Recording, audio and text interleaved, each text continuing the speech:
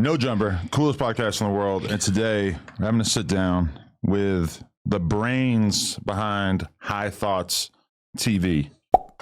Pico, what's going down? Pico and FDA. Yes. Okay, let's get into it. I didn't realize this was going to be a two-part interview. I thought it was just FDA.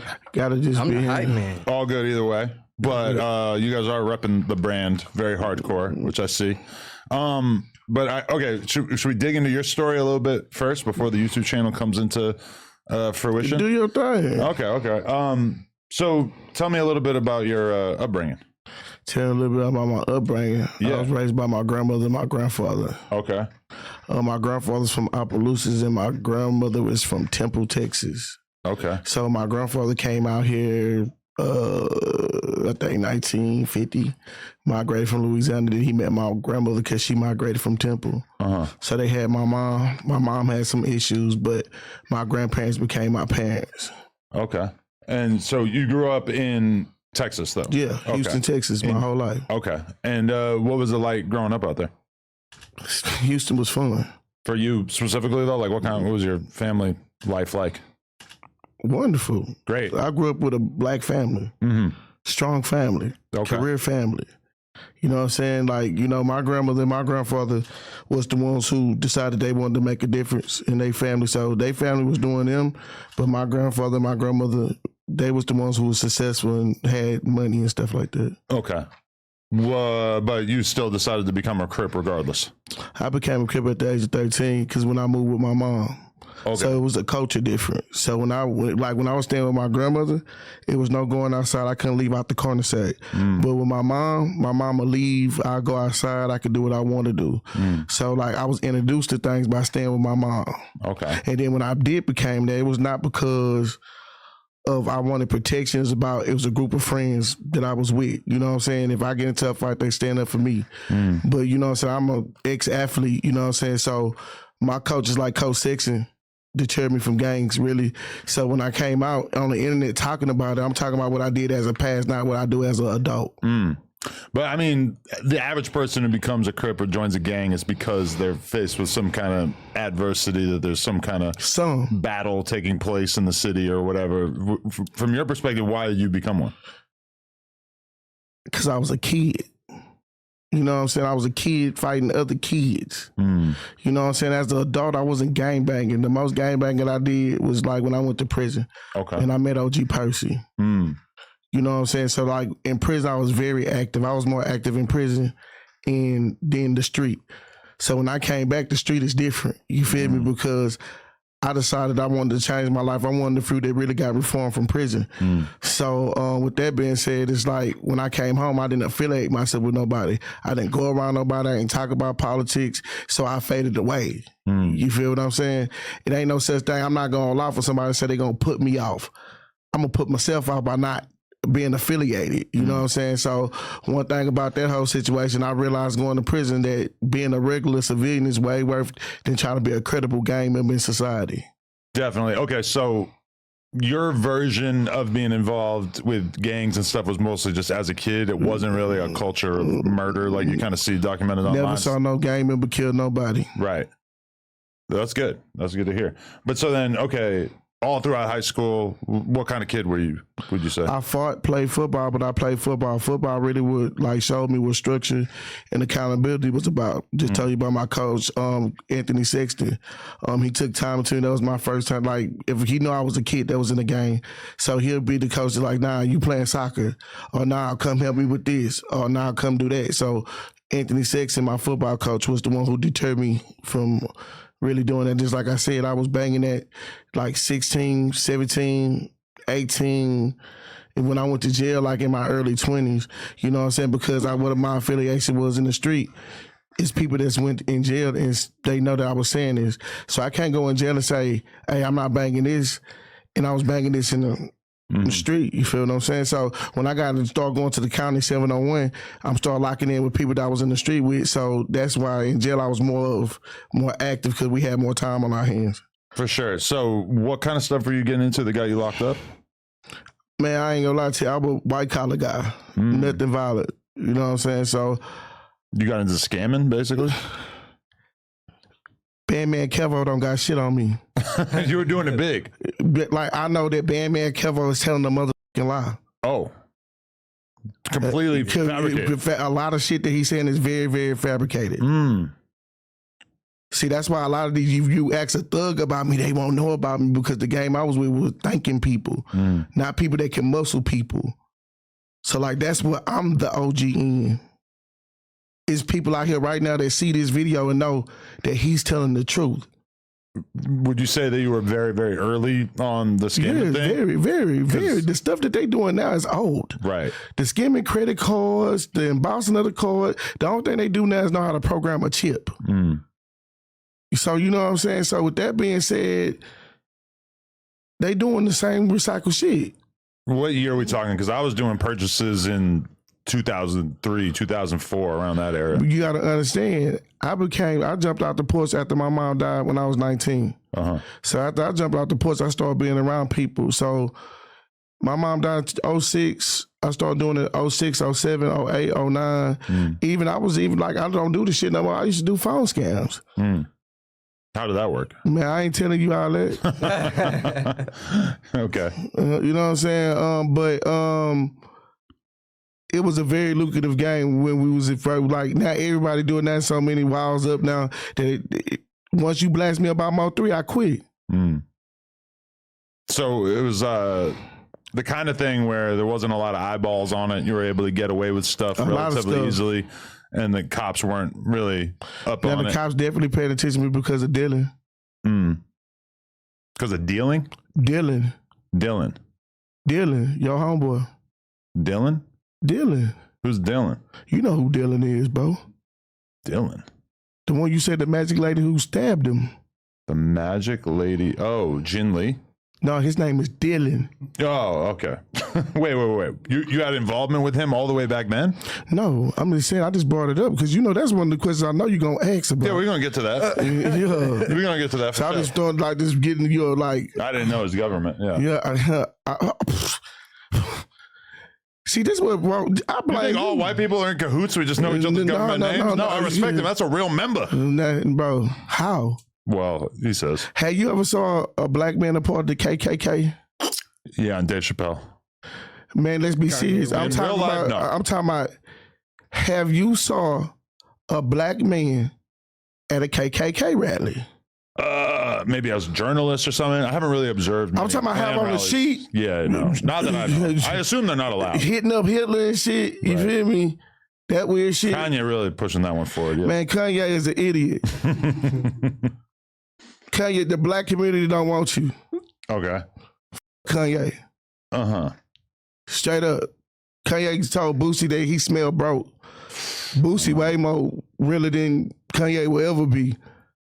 Boosie speak for where we from. Boosie seems like he's more at peace mentally than Kanye. Yeah, because Boosie did more shit than Kanye. You know what I'm saying? Kanye was having his cousin suck him off until he was 14. Well, I think he was sucking him off too. Yeah. They were going back and forth. They both freaky. We don't know if they were 69 or not. Sheesh. It would have been efficient. I gotta drink some water for that shit, bro. Pause. Wait, okay. You're jumping around a little bit here, but like, okay, so you graduate, you start getting into the scamming shit. How much could you honestly say that you ran up from scamming, and how many good years did you have before you ended up meeting the law? I met the law actually when I was staying out here because I was on the run. I was on the run. I stayed in Lancaster. I used to stay in Lancaster because my wife aunt was married to JoJo from Jodeci. So we were staying at his house at the time, but I was on the run from Texas for probation violation. So really shit went south in Cali, came back home, you know what I'm saying? And I got involved with some shit with my partner. You know what I'm saying? So he was under investigation because he was fucking a bitch, you feel me? And a bitch rolled on him. And I just so happened got caught with him, and that what made me go to prison for 3 years. Oh shit! Okay, so you got so before I wasn't making no money. Before I went to prison, I was a worker. I was a peon. Prison what made me a boss. Okay, so you really learned the whole scamming trade while you were locked up? I was the one. No, I was the brains behind it, but I was being used because I was young and naive. So when you think and you listen to someone do tell you, that's why I don't believe in that fake ass OG shit. Because a nigga will tell you that, yeah, we getting paid $1,000, but the whole time we getting paid $5,000. So I'm getting paid $300 and he walking away with like 47 to $4800 every time off of some shit I was doing. When I first started scamming, the guy who got me into it told me straight up, like, I'm gonna take 50% of everything that you do with the accounts that I give you. That's not what's up. Well, I mean, at the time it seemed like an all right The reason why people, the reason why people snitch because they feel unappreciated. They feel like at the end of the day when they get caught, they was taken advantage of. So if you make a motherfucker an equal partner, say, hey, whatever you, that's how I want after I came from jail. Anybody that I had going working for me, and this is true statements, anybody I had working for me, we split it. Right. You take home something so you can feed your family, and we everybody happy, but that still don't make people happy. I mean, the problem is that all this dude was doing was going on these forums, which would be the equivalent of the dark web these days, and he was just buying accounts and then loading them up on credit cards and then giving them to me. We yellow pages, Adam. We ain't no motherfucking dark pages when we was doing that shit, bro. What do you mean? It was bitches working at dentist offices. It was bitches to get working, you credit card numbers. That's the other way to do it. You know what I'm saying? Or skimmers, bro. We was one of the people who had the skimmers.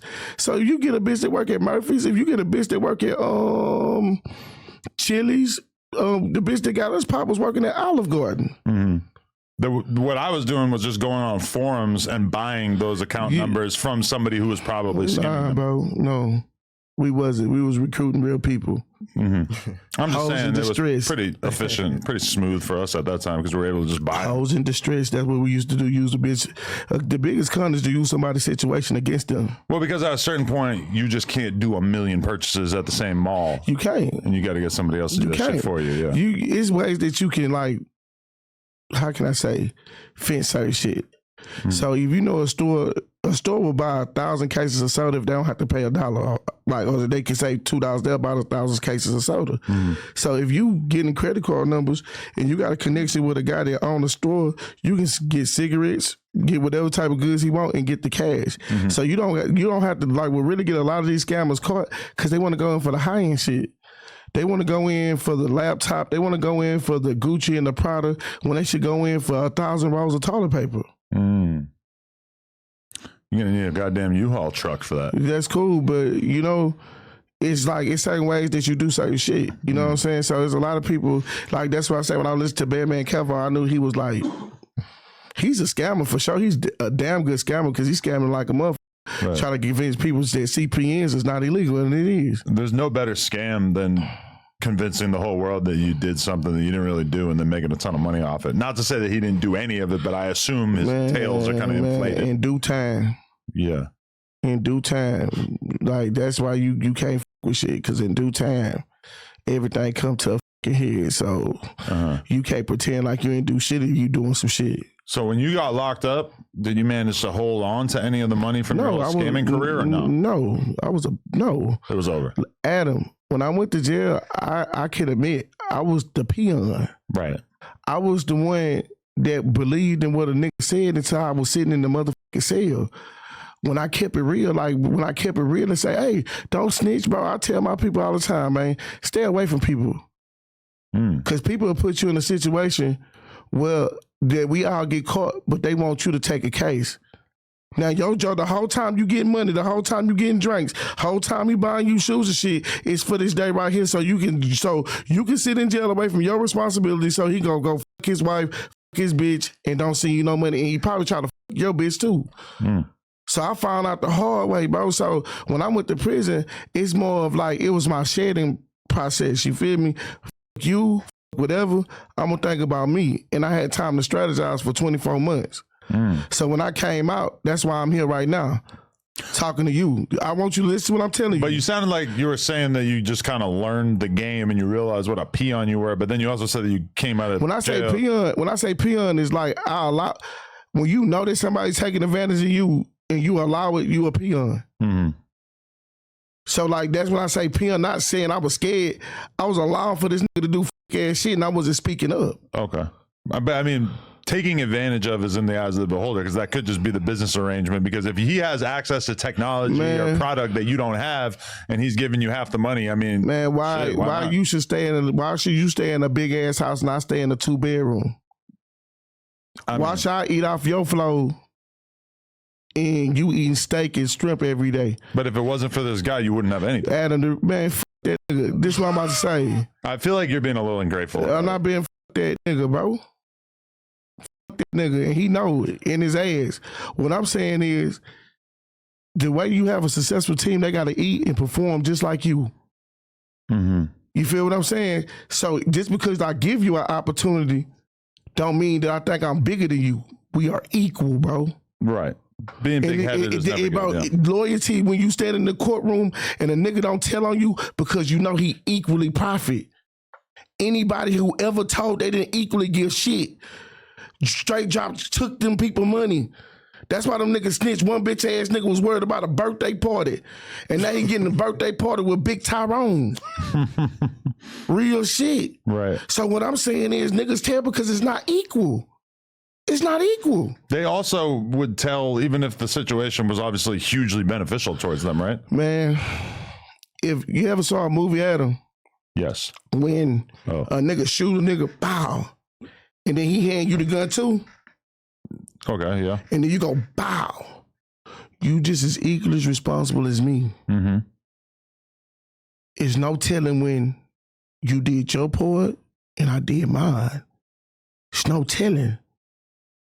So like when you doing business like that, take accountability for your shit. If you're not around niggas that can't take accountability, why in the you around them? But okay, that exact scenario you just described, if you shoot somebody and then hand me the gun and I shoot him too, and then you decide, oh, I can just tell on Adam and then they'll give me less charges. Bro, look, that's bitches, bro. Why would I go in a room, right? And I say, okay, what you got on me? Okay. And they start talking about you, but y'all here to talk about me. Uh-huh. I'm not here to talk about you. So it's whatever y'all got on me. It's about, bro, either they knew that the nigga was a pussy and they put a nigga in a situation, or they was just, oh, I don't have nothing to do with it. It's not snitching if you don't have shit to do with shit. It's not snitching if the other person put their shit on you and now you about to be in jail. You don't got to keep it real. You can keep it real to yourself in that situation. But if you breaking a law with somebody as a group, it's no telling. We all equal. When we know what's going on together, we know we get in this car, that this nigga gonna shoot this nigga, and we gonna pick up the body, put in the truck out just as equal. There ain't no telling. Don't get scared when these lights on, bro.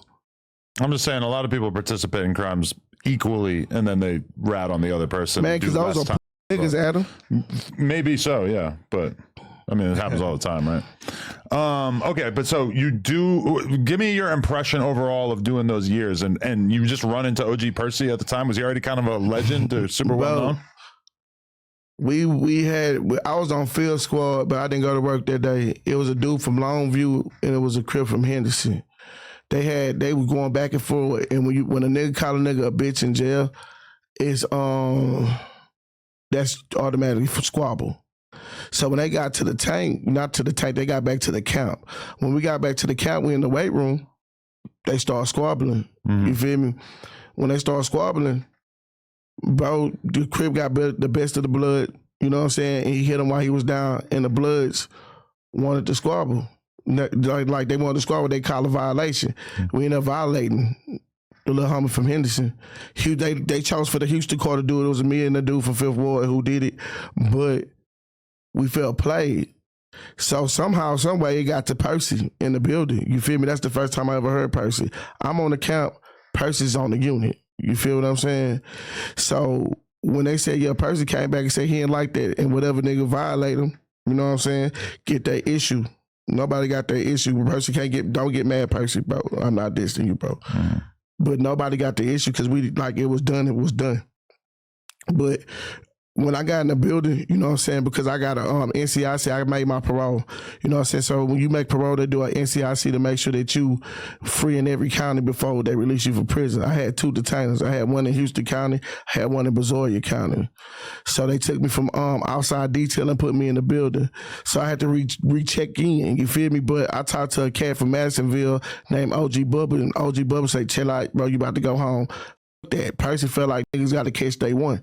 When you hit Percy block, it's an automatic you had to squabble. You feel me? So Percy want to hear about why the new nigga ain't squabbling. You feel me? So I went and talked to him, you know what I'm saying? But he knew what the nigga situation was. But the nigga let me know, it was like, yeah, if you're here Monday, come to the basketball court. You know what I'm saying? And that was the first and last time I saw Percy into the internet. Okay. So, but would you say that OG Percy was regarded with a shitload of respect at that time? Yes. Okay. Yes, everybody respected. Was a dude from Mississippi that respected OG Percy. Why you haven't interviewed OG Percy yet? I think he just like couldn't figure out how to get on a plane, or he wanted more money than we were willing to give him or something. I ain't asked all that, man. Well, I mean, I would be happy to have him on. It's just he would have to get here. Okay. I feel like he's kind of trapped in his own world out there. Man, bro need to get out here because bro gonna talk his shit. Yeah. No, that would be good. I mean, I feel like a lot of us are just kind of fascinated by him. But it's like that with a lot of the old heads where you could tell that they probably used to engage in some pretty hardcore drugs. And they're like, they got the OG status, but then also it's like, damn, you kind of come off like a smoker, but also you're an OG. So. This nigga, this disrespecting Percy. Well, I mean, let's be real. I mean, I can't stand by this. Shout out Percy, my nigga. But he does look like he smoked a lot of crack in the 80s, right? I'm not disrespecting no from Texas, bro. I'm not disrespecting Texas like that. I'm just giving you our perspective. Okay. Out here. This shit crazy. Well, I mean, bro, damn. You like, damn, Adam really saying the truth.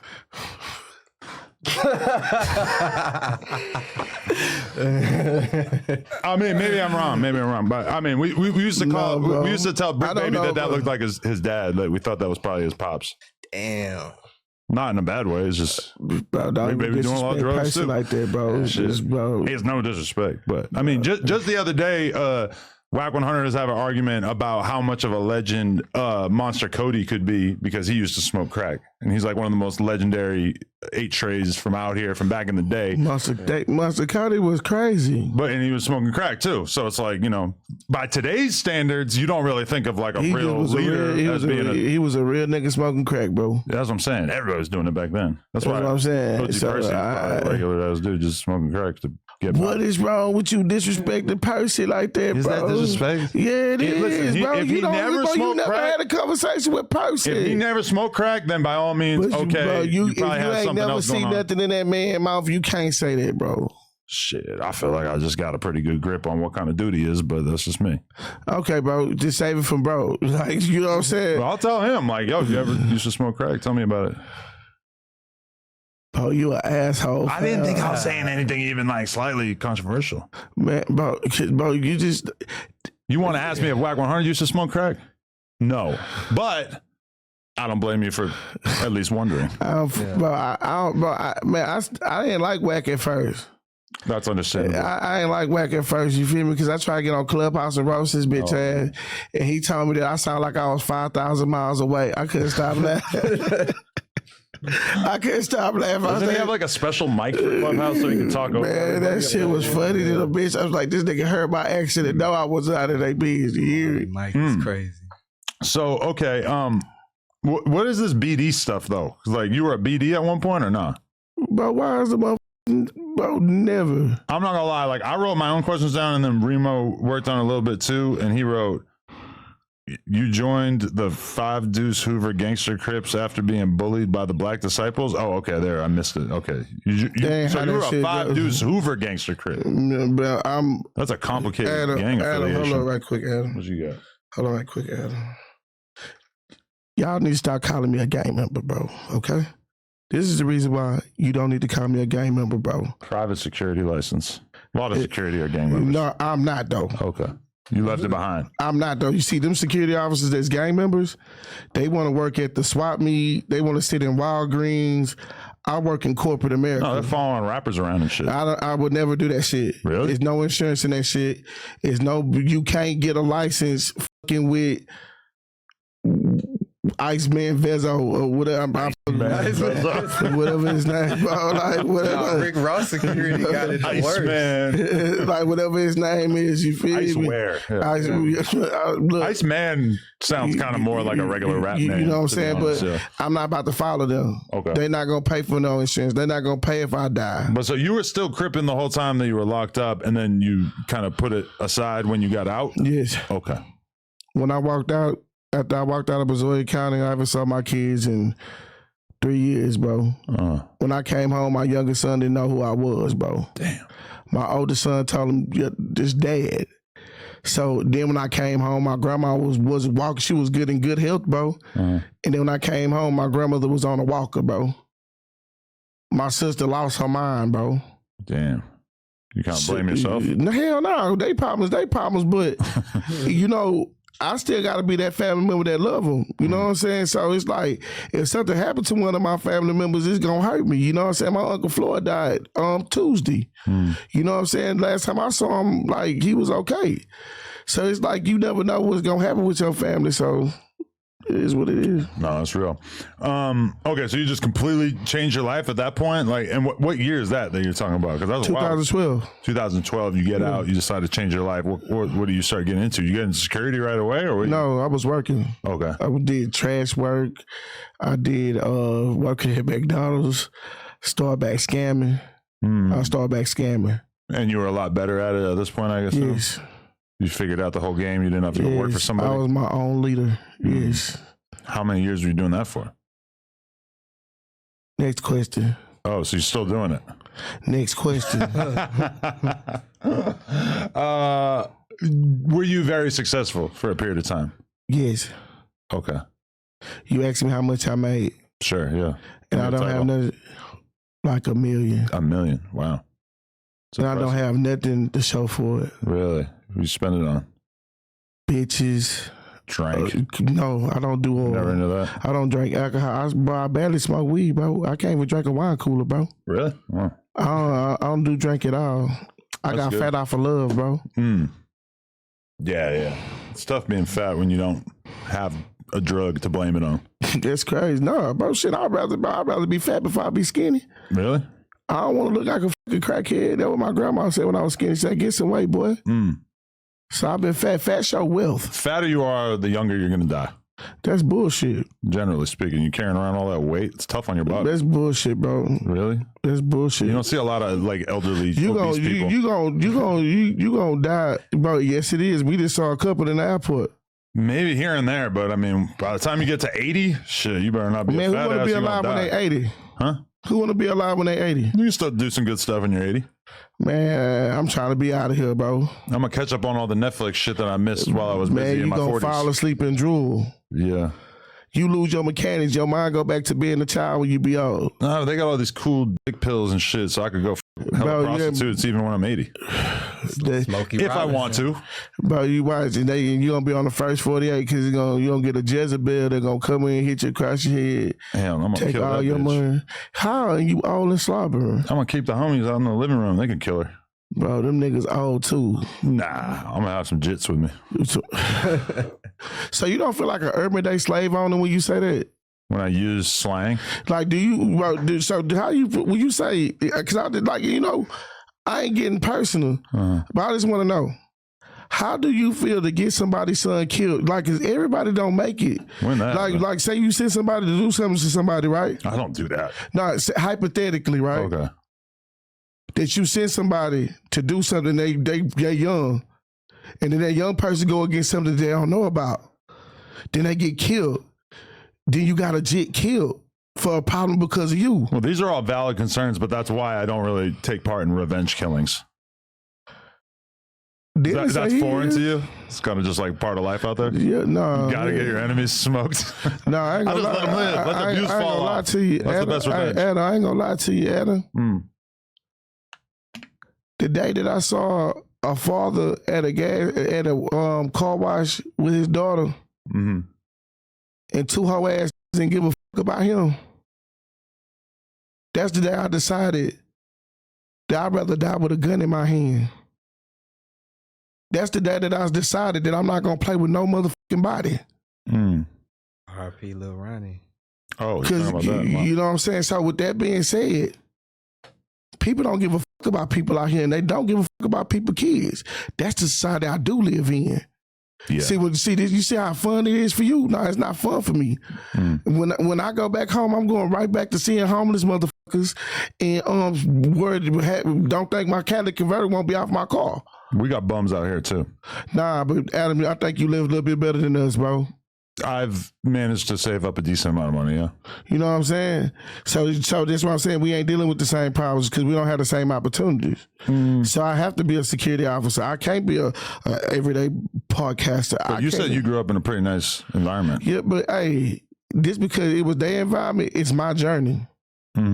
So just because they try to prepare me, but it's my journey that I had to live. So I can't blame my journey on my foundation. I'm just saying, it sounds like we're from pretty similar upbringings. Nah, bro. I'm not gonna talk about my mama issue because that mean I embarrass my family. So I'm not gonna never disrespect my family. But my mom had issues. You feel me? And that's the only thing I'm gonna say. And the issues reflected on how she took care of us. That's why my family had to step up. So nah, I never knew my dad. If my dad walk in this room, I don't know who the fuck he is. Anyway, I'm just saying I wouldn't send somebody to kill somebody realistically. So bro, that's your bad. Like at the end of the day, whatever you do on your free time don't have shit to do with me. So if you want to kill pigs, or if you want to kill ants, that shit don't have nothing to do with me. That's all legal, so I wouldn't be anywhere. You know what I'm saying? But I know that you're not like, bro. I know you're not participating like that, bro, because it's not that serious. But Adam, I don't believe in the courtroom if you kill somebody innocent in my family. I'd rather stand in front of a judge and take my punishment from a hoe ass nigga who thought it was something was gonna be sweet. No, that would be a tough decision for sure. You know what I'm saying? So nah, but this niggas out here sending niggas out here to die for nothing. Yeah, that's crazy. It's a sad situation, especially when it's the OGs having the kids do it. It's not no such thing. It's not no such thing as no OGs no more. What about OG Percy? Man, OG Percy is the OG of his people, his kids. Right. There ain't no kids walking around saying OG and leaving them gifts underneath the tree. In LA though, there's OGs and they could do something. You know what I'm about to tell you? Chicago, California, New York, these are gang cities, bro. You know what I'm saying? So y'all structure is y'all structure. But y'all, the culture that Texas try to adopt, that's not our culture. Our culture is togetherness and standing together. We are not California, bro, period. And never tried to. And that was the other reason why I stopped. Why? When I heard people say, if you ain't never been to this street, if you don't have none of the same enemies that I have, how can you say this, you this? Right. I'm not. Yeah, that's got to be like one of the dumbest things I hear people say is they'll be like, oh, there's Hoovers in Texas and they don't even know they're supposed to beef with the neighborhoods out in Texas. It's like, bro, this shit is just names for gangs. It's like completely separated from the origins of that shit. Why the fuck do they have to beef in Texas? I ain't gonna lie to you, brother. Just because they do in California, that's ridiculous. I ain't gonna lie to you, brother. You got some out there, bro, that's Cali stepping, going by Cali rules in effect. Yeah. But on Hood Day, they not out here. I feel like on Hood Day is like prime example, right? You know, like the family reunion. When it's your Hood Day, you supposed to come to Cali. Caravans, we the branch of here. Like the Hell Angels does that. Oh yeah, we the branch in Minnesota. We the branch in Wyoming. You hear what I'm saying? So if they do that, why they don't do that? But I'm gonna be real. You join a motorcycle crew, gang, whatever. That's a gang, bro. As an adult.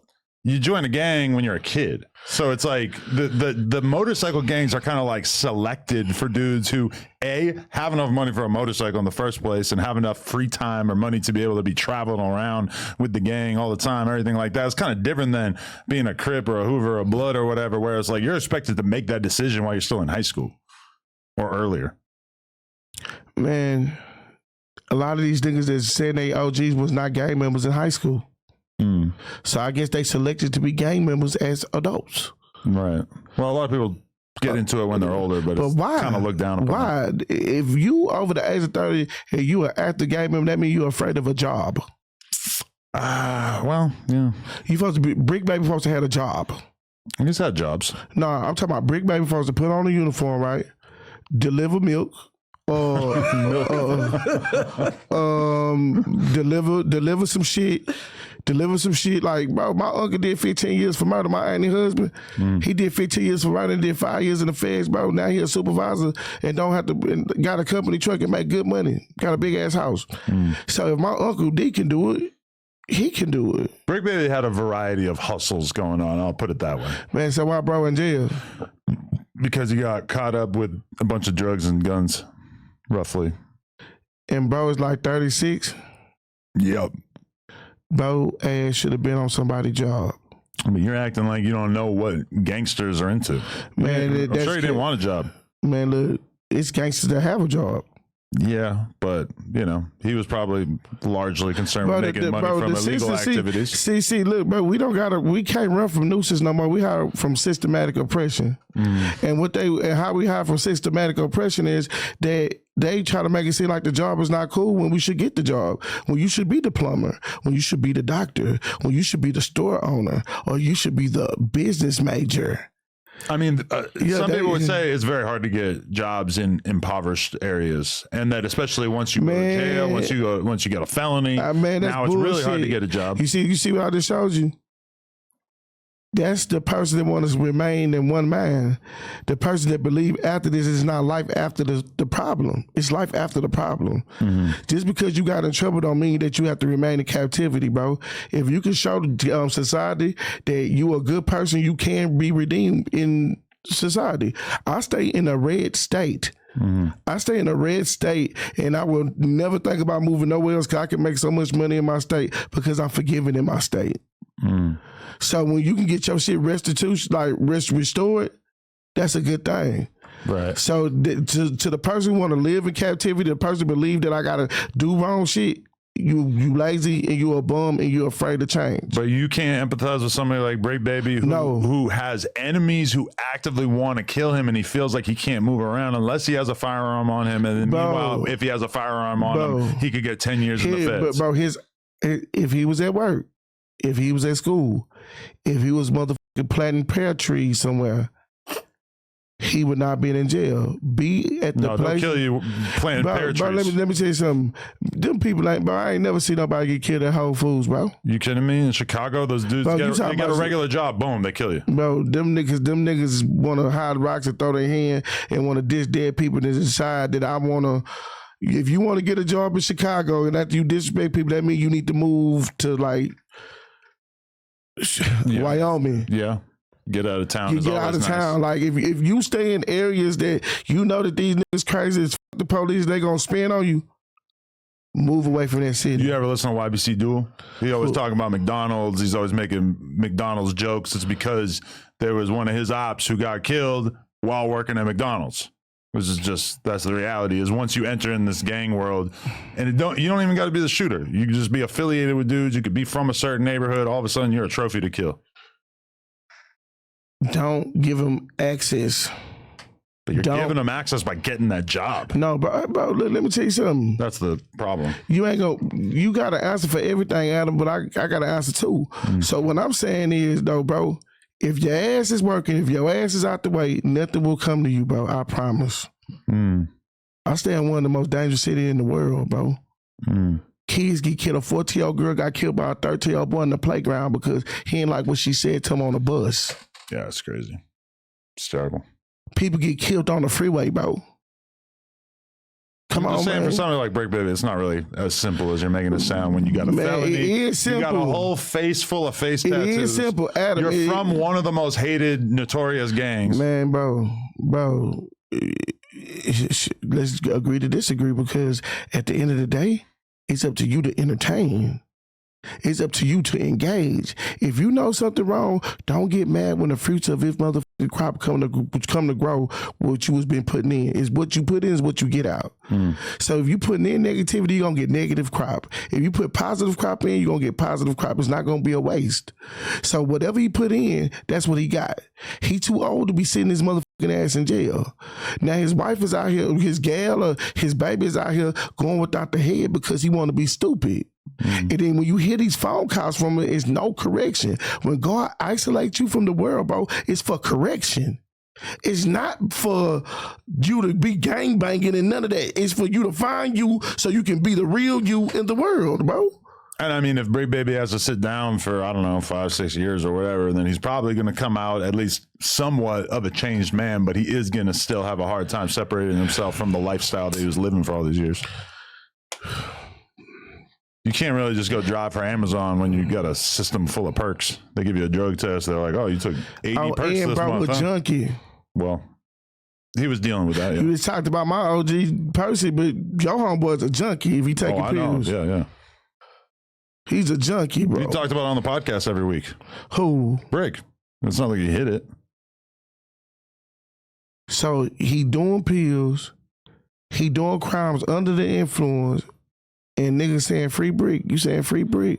Free Brick. Keep Brick.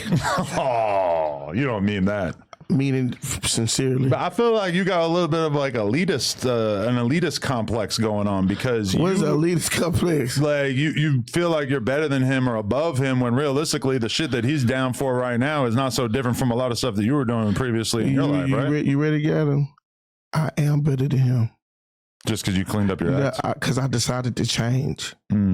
He was on that path. No, he wasn't. Well, he was partially on that path. You know, working for me for 2 years was probably the first time he had a legal paycheck coming in paying his bills. Adam, it's like you remind me of my motherfucker.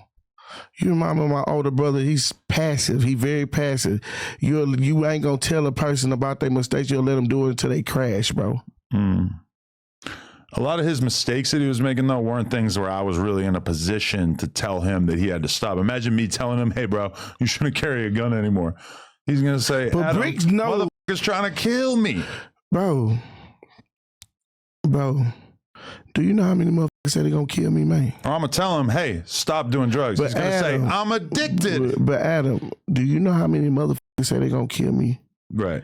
And I still get in my motherfucker car after my shift and still do Grubhub. And be all over the motherfucking city not giving a fuck. So at the end of the day, bro, when it's calls for you to live your fucking life, you live your fucking life. But you saying what? You just got lucky so far? Or? It's never got, when you God involved, there's no such thing as luck. But if there's all these people that want to kill you and you're just moving around freely. Bro, when God is involved, it's no such thing as luck. Yeah, you're gonna have to pivot out of the God thing if you want to convince me. Because you see, but you know I'm gonna tell you, bro. You know what my 5% brothers told me, bro? What? God will come to you at His own time. So God probably haven't came to you yet. God probably come to you when you slobbering and begging, but you don't know who to beg. I could be on my deathbed. You know they say there's no atheists in foxholes. Yeah. I promise. That's me. That's crazy. There ain't no God in my mind. In my world, it's the last thing that would ever even enter my mind. And guess what you call the hardest things I've been through in life? Never once did my brain go to God. And guess what you are, Adam? You are the 90%. I would say that like. No, you didn't. No. 70% of the country believes in God. No, you are. No, give yourself some ups. It's 95% of y'all. Give yourself some up. What? But when you are part of the 10%, right? The 10% is the wealthy. The person that got their shit together and got the ability to manipulate. See, one thing about that, Adam, when you say that, that is your job because you believe in you. You are your own idol God. You worship you. If nothing had, your life would be crazy without you. Because, Adam, I don't want you to get mad. I don't want you to get mad when I say this, Adam. Because I came all the way from Houston, Texas to give you a fucking show. You hear what I'm saying? So with that being said, I knew you wasn't a man of God because how you love your wife. Well, how you already knew I wasn't because I told you. Yeah. Listen, how you brag about the other man fucking your wife. That was weak. Why? But that should be your gal. Because you take issue with my lifestyle sexually? No, I don't know. Why would that be of such interest to you? But I don't give a fuck about your lifestyle, what you do in the bedroom. Sounds like you do. No, I didn't. I just let you know about your wife. I don't know what the fuck you do sexually at all. But you're taking issue with the fact that I just used that as a way of life when you said that you didn't believe in God, but now I see why you don't give a damn about your wife. Of course I give a damn about her. I married her. We've been together for 10 years. We got kids together. We just are sexually open-minded. It's much more common than you probably think. Hell nah. I just don't decide to be freaky like that. What's wrong with being freaky? If that's the worst thing you can say about me, I think I'll be all right. Now, Adam, I don't got nothing to say about you because at the end of the day, when I leave here, Adam, you're not an everyday nigga I'm gonna talk to. Mm-hmm. You hear what I'm saying? So I don't feel no type of way about you at all. But this is my only time to talk to you, bro. Mm-hmm. You feel what I'm saying? You can probably talk to me on Instagram or something. I'll give you my number. But look, I hit that nigga Instagram one time, bro. That nigga kept my bitch is still in that bitch. You hear me? What's your Instagram? I don't even know. MTMFDA. OTMFDA? No, hell nah. MTMFDA. MTMFDA. Yes. Okay, there we go. 900 followers. I follow you. You probably followed me after that other bullshit. I didn't accept the message. You got to bring baby out here, look like a junkie doing white boy drugs, snitching on rappers. You out of line. Bring baby is too. I think you meant break baby. You got break baby out here looking like a junkie doing white boy drugs, snitching on rappers. You out of line. Break baby is too old for that snitching. What, white boy drugs includes Percocets now? You got to tell AR Ab about that. Man, I got nothing to say. Hip hop got a love affair with Perks. That was the message. That was the message. Yeah. Bring baby. Bring. Hold on, this nigga playing games. That's what you wrote. So wait, what's FDA stand for? Frederick Darnell Abiola. Oh, okay. All right. When did you decide to go with FDA though? Because I got tired of people calling me Fred. So I just was standing in the house and say, what a cool name to call myself. And I said, I'm about to call myself FDA. I started calling myself FDA around my first kid's mom. Is it tough because it's hard to Google you or search you up on YouTube because you're going to find information about the Food and Drug Administration or Association? It really, I don't know, bro. Like, I don't know. It's tricky to Google you. You got to put you got to search like FDA Crip or FDA Houston and just hope you find Houston, the right thing. But see, that's the part that the public don't understand. Houston, Crip, FDA. Those are three keywords, bro. When you combine them together, it became a superpower. So with that being said, the way that you can find me, the only reason why my content is named Houston, Crip, FDA is because it's the search situation. I tried to rebrand myself 2 years ago by Big Fred. That shit wasn't going on. So when we had an issue, when we talked about it, I just online, my moniker is Houston, Crip, FDA. Okay. So what had to happen between you getting back into scamming and then you becoming a YouTuber? Well, that's quite a bit of time that passed between those two things. It's certain shit I'm not going to talk about, but when I became a YouTuber, I quit. Okay. Probably a safe bet. Very safe bet. I just watched the whole team of yours go to the feds, bro. That was crazy. Well, just one dude, really. Who, Luce? Luce saying mine. That's not my dude. That nigga was up here like he owned the place. He was on pod 3 times. Maybe 4, actually, total. Man, 3 look like a lot. He was a reoccurring guest. Brick Baby's the only person we employed. No. So let me change that then. Luce Cannon was a guest. Yeah, a guest. Right. But, I mean, he wasn't part of my team. Okay. Although they're probably going to try him for beating the dude up in the alley. Yeah, I would assume. They didn't do that yet, but probably going to happen. That's your fault too, bro. How the fuck is that my fault? But why you got individuals at your business like that? It's not like he was invited that day. He just showed up. Let me tell you something. The last house I ever showed to is my grandfather's house unannounced. You never show to a man's house unannounced, then shit on the carpet. He was an associate of Wax. And Wack was doing a podcast. That shit was bad. That's why Luce ass in jail, because you don't do innocent people like that, bro. That's not why he's not locked up. He hasn't been charged with that stuff yet. It's called, but you have, but you know, you a wizard, so you don't believe in nothing. But you know, you have moral law and you have like the U.S. Constitutional law. When we fall under moral law is when he did somebody wrong like that, and then it came back to him to the point that he's incarcerated. That's what brought that incarceration on him. It's possible. Yeah, karma. Could never dodge that bitch. He was already being investigated for a lot of stuff when he did that. Because he did a lot of talking on your shit. It was on his own channel. No, he was doing his own thing. What's that Nipsey Hussle story he talked about? Yeah, but that didn't have anything to do with him. But he should have never talked about that shit. Yeah, I mean, I feel like it was made up. I don't really think Big U did that. But that was his way of getting back at his op. Man, let me tell you something, bro. I think he made up that whole story to just get at Big U. Big U ain't no saint, but I don't think he got Nipsey knocked off either. My boy, I'm not talking about that. Oh, you think he did? I don't know, bro. I'm in Cali, bro. So I'm definitely not talking about Nipsey Hussle in Cali. Oh, you're not going to make it in the media business if you're afraid to have opinions just because you're geographically close to people. Adam, I don't give a bro. But what I'm saying is, I'm not about to talk about Nipsey Hussle and his situation. That was a fucked up situation. I live here. I've talked about him plenty. Because they like you, Adam. They kill us. They let you make it. They kill us. Like you hear me? But I've also never dissed Nipsey. Don't act like you But I've been open-minded to various theories. Don't act like you didn't miss what I said. They kill us and they let you make it. The blacks gonna die by the blacks. I mean, and the white man live forever. Sure, but I mean, do we ever hear about black members of the media getting killed for their opinions or because they spoke on something? What? Who? In Houston? In Houston, in the media, Zach TV, huh? Zach TV was an accidental. Man, there was no accident. Nothing. That nigga was playing both sides, and then them niggas got mad. And that's what happened in the street. Everybody I heard talk about the Zach TV thing said that it was an accident, that they didn't mean to be killing him. He was just in the wrong place at the wrong time. I don't think anybody had beef with Zach. Next question, bro. You know otherwise, or you're just assuming? I'm not assuming, bro. I'm gonna say. Is Zach TV is going around rivals, right? He gonna interview this nigga and he gonna interview that person. This person don't like this person. He got killed intentionally. He was a pioneer, and a good pioneer. The fact that he did all that stuff, would I do that? Would I be in the Foties one day and then in the Hoover neighborhood the next day and a Blood neighborhood the next day? No, I do that very seldomly. When that boy extra coming home?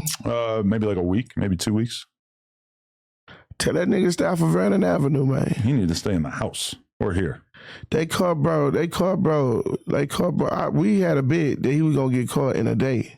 Yeah, he was free for like a week last time he was out. Bro, free for a week. I like that nigga energy, but he just he hard-headed. Yeah. He hard-headed. Bro. The most hard-headed. I didn't even know that level of hard-headedness existed. Bro, I'm talking about, bro, that bus out, because I got him my side right now. So, bro.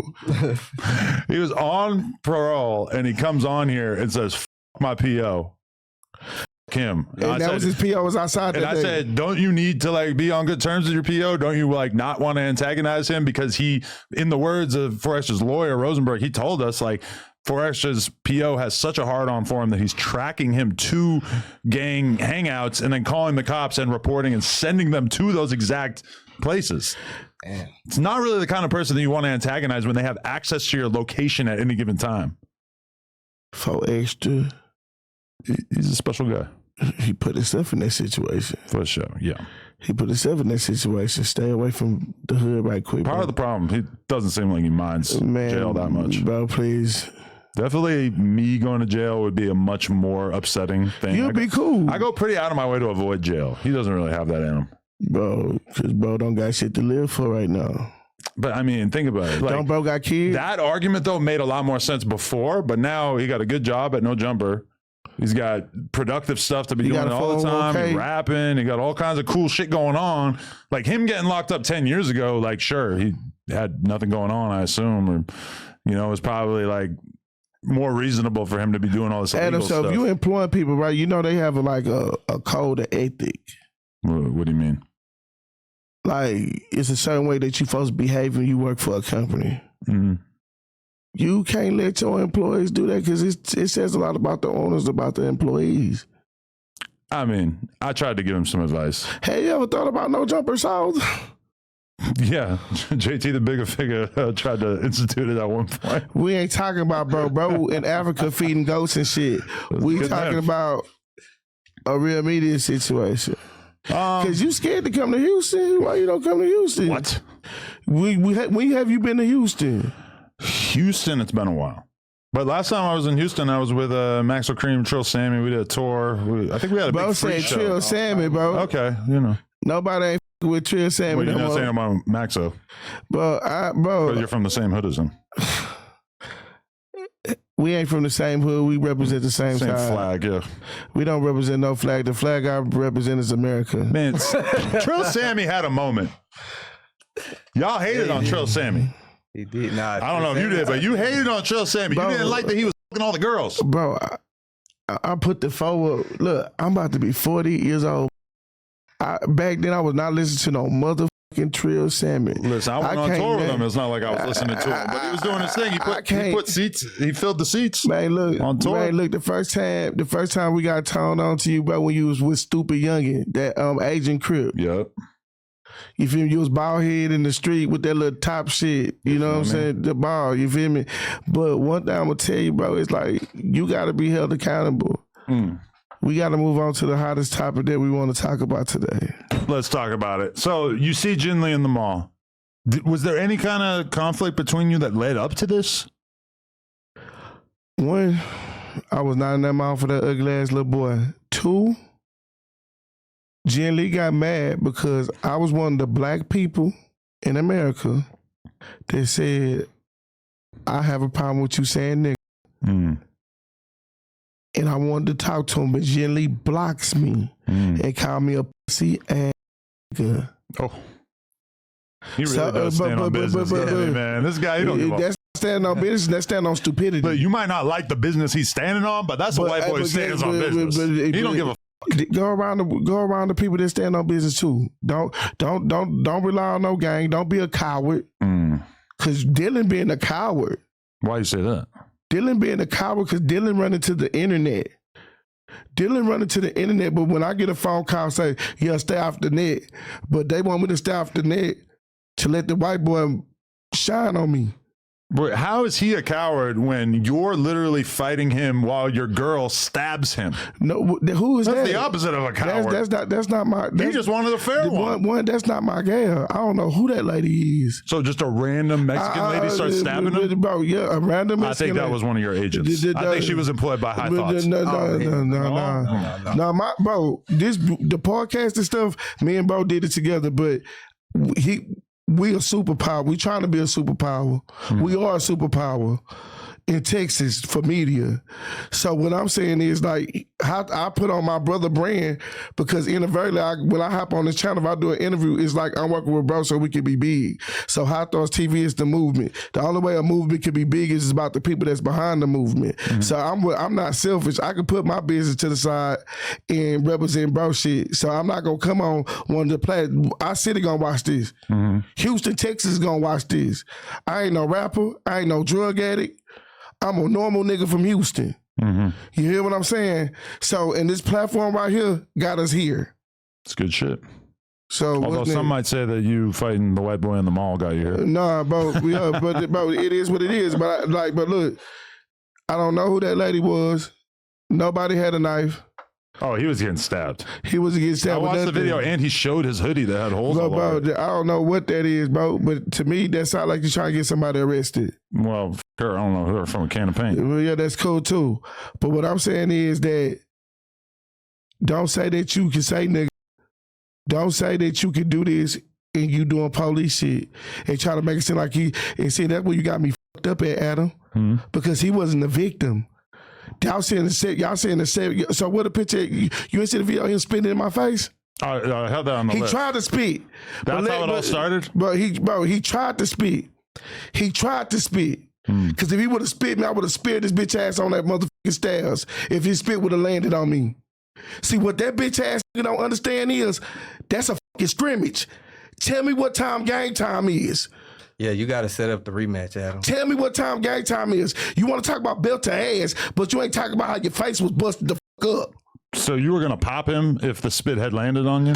If that nigga, bro, let me tell you something. If that motherfucker, because he want to be a nigga and I'm going to address him as such. Because nigga don't mean black. Nigga mean him. So what I say is this. If his spit would have landed on me, I would have thought I was in 2004 playing against Jack Yates High School, and I would have tackled that nigga. Oh, yeah, you did play football, right? Yeah, I did. I played at Elsa against Worthing Senior High. So are you certain that you would have won in a squabble with him, though? Because I kind of got money on the way, boy. I'm not going to lie. So it's pretty intimidating. He hit like a big guy. He got long hair. That's the problem. He hit like a hoe. Really? He's not coordinated. He's drunk. He's a junkie. Really? Yeah, talk about your white comrade. Your young black teeth nigga is a junkie. I don't know that, but maybe. I know that he's a junkie. I'm telling you, I'm in his face. Okay. And you need to buy that nigga some more jeans. What? That nigga bought them jeans in the 607 interview, the rap video, the fight, the BET Awards. He's a jean re-rocker? Yeah. Damn. Yeah, he wear jeans. That is a punishing accusation. But there ain't no punishing. I don't know if he can come back from that. Bro, please, you got him. Okay. But, okay, so you see him, you start arguing with him, he spits on you, or attempts to spit on you. He might have had dry mouth or something. Yeah, very dry mouth. He attempted. He like this FDA guy, right? But he tried to spit. You know what I'm saying? So okay, I'm hitting the stairs. You feel me? As I hit the stairs, security get around us. He tried to take a dough and he missed. That's not the whole. I fucked up my knee. I ain't gonna lie, I fucked my knee up. Hit my knee on the stairs. So I had to, I had a nigga tell him I had a brace on Friday. Nigga barely walking. Barely can walk through the motherfucking airport today. Really? Damn. Where you got ACL, MCL? I got to go to the orthopedic when I get back in the city. What I'm saying is, if you don't see when I had on slides, that's not the fight. They manipulated that footage to show what they want to show. They want that situation to show. That's it. They want that situation to be isolated. So one thing about it is, if he say he gonna keep it street, keep it street. Keep it street. Don't dry tail. I can't afford to get investigated, bro. But see, Dylan got a dad, right? They own a club in Dallas. Yeah. They got money. You know, the only time their parents give a about their kids is when they get in trouble. So Dylan got money behind him. Dylan wish one day he wish that his white son wake up and act white, not black. Dylan need to realize this. You don't stand in a black man's face and call him a nigga and expect for me to accept it because the other dumbass, unblinded motherfuckers saying it's cool. And it's not. To be fair, he didn't really like call you the N-word. He was just using the N-word conversationally like he does all the time, right? You live in the fucking Twilight Zone, bro. I'm just saying. Do you live in the fucking Twilight Zone? No, but I live in a world where I had a real LA Rolling 60s member sitting right here the other day who told me that he does not take issue with Jin Lee saying the N-word because of the fact that he runs with a black gang. So in his mind, if you run with a black gang, you got the right to say it. Not my opinion, but that's what Conrad from the app told me the other day on here. Because I want to have peace when I come back here. I'm gonna bring my wife out here. Well, Conrad doesn't give a fuck if you have a differing opinion. Man, bro, I don't got no time. I don't got no time for somebody to be saying I did anything to them. You know what I'm saying? So I'm not gonna say nothing about nobody that I don't know, but he keep his stupid bitch ass over there. He keep his stupid bitch ass over there. He don't speak for the blacks. He don't say what the fuck is cool. That's why that bitch ass nigga think he can do that. It's not cool. My grandma got called a nigga. My grandfather had to get picked cotton and called a nigga. And that's why I would never say it. That's what I'm saying. So if you know you ain't gonna never say it, so why would you allow for him to come on your show and say it as a fad? If that's his culture, if that's his worldview, that's not his culture. That's not his worldview. I expect people when they come on here as who they are. That's cool. But some shit you got to stand on. I just feel like it's not some shit. Nah, because some shit got to stand on. We can't walk around calling people crackers. You can and you do. No, black people do. Bro, if I walk right now, man, that's why I show you the license. But you tell you a gang member with a license. But nigga, if I walk in my job right now and I use the N-word, I will get written up and be unemployed. This is in the real fucking world. Not the media. Not the media. If I go into a job right now and a Caucasian person call me a nigga, they're going to be giving me some money at the end. So if life designed like that, how can a motherfucker redesign what had been happening since the early 1800s? I don't agree with Jin Lee saying the N-word, but I also don't feel like it's my business to tell him. No, it's not. That fight wasn't about the N-word. That fight was that he's talking about, I saw the nigga, he didn't want none. I didn't. You know why I didn't want none at him? Because I got to make sure that I make it home to Royalty, Khalil, Amori, Zion, and DJ, Kamora, and Serenity. Those are my fucking kids. So I didn't want no motherfucking problem. I didn't want to fight him. I didn't. So don't try to make it seem like, oh, we attack. Who the bro? Why in the do I got a clout chase after a fat, pudgy motherfucker who don't got nothing at the age of 26? Well, he is kind of hot right now, right? That nigga ain't hot. That nigga's broke. Well, you can be hot and broke. But no, you can't. You broke, you're broke. A lot of people are hot and broke. No, they broke. A lot of girls, especially. Man, that's them hoes because they got pussy, bro. A bitch gonna always get a G-pass because she gonna fuck something or suck something. So leave females out of this. We talking about a broke ass. Because he want to be a nigga, that's why I'm gonna dress him, man. A broke ass nigga who got into a mall with a king. Got into it in the mall with a king. I'm a king. In Houston, I don't give a fuck. Them rappers ain't liking me. I got people in Houston, Texas that love me, that know what type of person I am, know what type of person that strange lady is too. Oh, so you do know her. I'm just saying.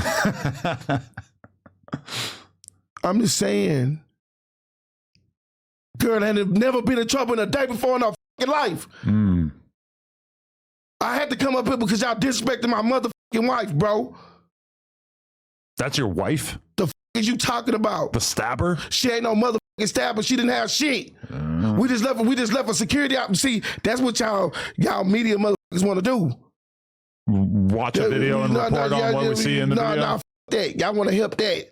But I haven't saw one video saying white person spit on black man. I don't see one video saying white person slap phone out of woman hand. I don't see one video saying that the husband had to push the wife because he was swinging on wildly. The only thing I see is a song and pat on the fucking back. So now, since you say you put belt to my ass, make sure the white boy put belt to my ass in front of the world. I didn't say you put belt to your ass. No, I'm just saying because now that's what motherfuckers saying. That's what motherfuckers saying. You saying people like the idea of the white boy winning the fight? Adam, I ain't gonna let nobody fuck my wife. I ain't gonna let nobody play with my wife. Should give it a try. Diddy did it. Kanye did it. Bro, I'd rather be broke and happy. I'd rather be broke and happy before I ever sell my rib. I'd rather be broke and happy before I ever sell my rib, bro. Real? That's what you call your girl? Rib. Rib. Okay. Rib. Okay. You know, that's something that you don't know about because you're a Bible thing. Yeah. Adam and Eve, yeah. Yeah, Adam, yeah. You know what I'm saying? So what I'm saying... I'm in that story. Yeah, good story. Great story. Right. Show how the world got fucked up behind a woman and her emotions. It's just a story. Okay. But anyway, so has there been conversation with you and Jin Lee since then? No. Jin Lee got me blocked. Got you blocked. Everything I see is on the internet. You don't have any mutual friends, mutual members that could arrange a sit down or a conversation? No. Nobody? Damn. I'm old, bruh. Right. I'm old. What niggas I know that know Jin Lee? I don't know. All the niggas I know drive 18-wheelers and take their women out for margaritas on Saturday.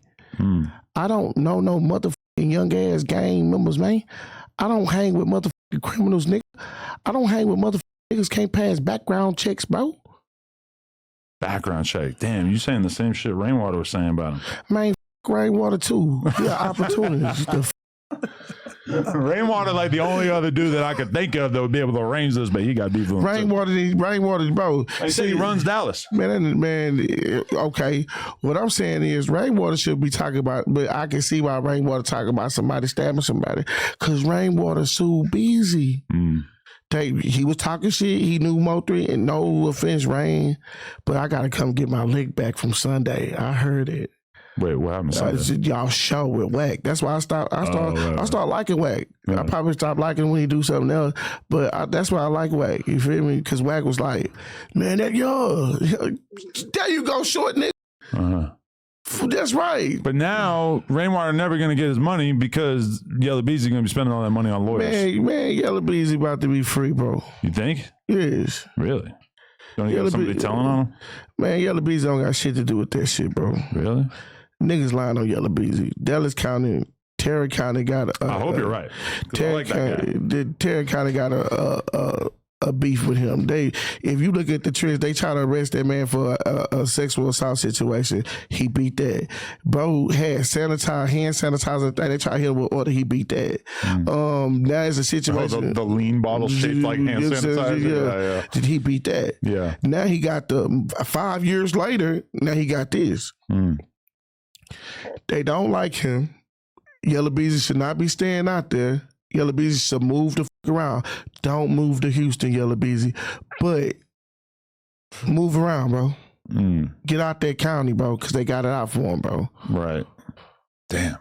Yeah, no. I mean, I always was impressed by Yella Beezy because he would come do interviews. I watch other interviews, and everybody would want to ask him about Mo3, and he kept a super gangster and didn't say shit. And then he gets picked up for this murder, and you're like, oh, okay. Maybe now I understand why he was keeping his lips sealed. Man, look. Or he could have just been like that. Man, look. If a person why people want to cry to law and scream justice when they want to be gangster? When Bo car got flipped on the E-way, when he wrecked, flipped, whatever, what was his justice? A nigga made a song. But now, because I get my get back, that's justice? See, when you do fucked up ass shit happen to you. It was no angel that died. Mo3 was not a fucking angel. Mo3 wasn't the altar boy. He was the nigga who had a motherfucking chopper and said, you scared to come outside. Look what happened when you come outside. Right. Get stretched out on the freeway. So you've really chosen your dog in this fight. You're pro Yella Beezy, anti-Mo3. I'm not pro Yella Beezy. I'm just pro the situation that if I get my lick, why should I go to jail? That's why I'm not if you kill someone, you're probably this is what I'm saying. This is back to Dylan, right? And I'm just saying square business. Dylan, if we playing a game where you say, when you tell me that when it happened, I know what it is. Know when something happened, you know what it is. See, so one thing about it is, I don't want to hear no police shit. Like, I don't want to hear no, oh no, don't do that. You just threatened to kill a nigga, bro. And I ain't even called the laws once. I ain't calling for no laws. Niggas can't find me because I brand my business, not me. That's why you can't find me. But I'm right in your fucking face. It's called Mind Your Business TV. This is a business. See, that would separate me from your content creators. Because why? Because I work with animations. I do reactions. I do all other type of shit. These other niggas just rappers. They just do this shit. I'm just a nigga who got on YouTube and said the wrong shit and got blasted for it. You hear what I'm saying? I said believing a lying ass dude and a lying ass bitch that work at the club. I got blasted for some shit that I heard hearsay. So I was never that nigga who wanted to walk around Houston, Texas as this big ass gang member. My partner Marquis Speed said, hey, FDA was cool until he became the notorious Crip. I'm not that, bro. I'm a black man. I'm a black husband. I'm a black father. I'm a black friend. But the internet doesn't really care about much. But they definitely care if you're in a gang. Man, that's it, because that's the 95%. Right. Like the internet has no interest in you being a father and you being a good person, etc. But if you a Crip, we're gonna call you a Crip in every goddamn title and that's what we all know it sells. But I'm tired of faking the narrative, and I don't want to disrespect nobody. I'm not a gamer. I'm not an active gang member. I'm not a person that live for that code or live that ethic. I'm a person that's trying to live and do right. That's who I am. I'm not a person that want to cause the community terror. I respect public safety. And I apologize to the Houston community for that action that I had to do because I don't represent that. And I don't want Houston to be looked at in a light of negativity where gang members roam with Houston. Got a lot of great people. So the cops showed up and just let you guys go on your way? Bro, I don't know anything about that. You didn't have any conversation with the cops? No. After? No. They didn't show up? Security? No. Nobody? Security, but I had no conversation with nobody. You guys both managed to get out of there in the nick of time? I feel like they're still coming to your crib afterwards, though, right? Something like that. Going viral. Cops got to show up. They gonna come eventually after this shit. Oh. Well, don't blame me. I didn't know. I'm just saying, bro, nobody did nothing to nobody. You say you saw what you saw. I'm not here to argue with you about what you saw, but I know what happened. What are the cops really going to do? This is a fight, right? Man, look. Dylan calling the police, bro. Dylan dropped the video. Dylan using my face. I feel like Dylan is like saying, this is him. This is her. But then at the same time, too, he a gang member, bro. He represent the street and snitching. And a nigga. I remember that. And so with that being said, is the white boy win, the black man lose. He's like a genius, huh? He's pulling all the strings. Ancestors, the spirits is helping them. All the white people that own shit. It's like, Jin Lee, get away from getting that. You got that. We can do what we want. I feel like the white people in Texas probably look down on Jin Lee because he so closely affiliates himself with black culture, right? I don't know no type of white people in Texas. You don't know who to ask. That's what I'm saying. If they end up finding out about him, I think they're not going to really have No, they're not. Them boys in Missouri County, not going to like him. Them boys in Williamson County, not going to like him. See, that's why I'm saying, that's how I know Jin Lee haven't been to prison yet. Because when you go to prison, you're introduced to segregation. That's what I've been told. You go to prison, even if you think you're the coolest white boy in the world, you think you're so down with the blacks. No.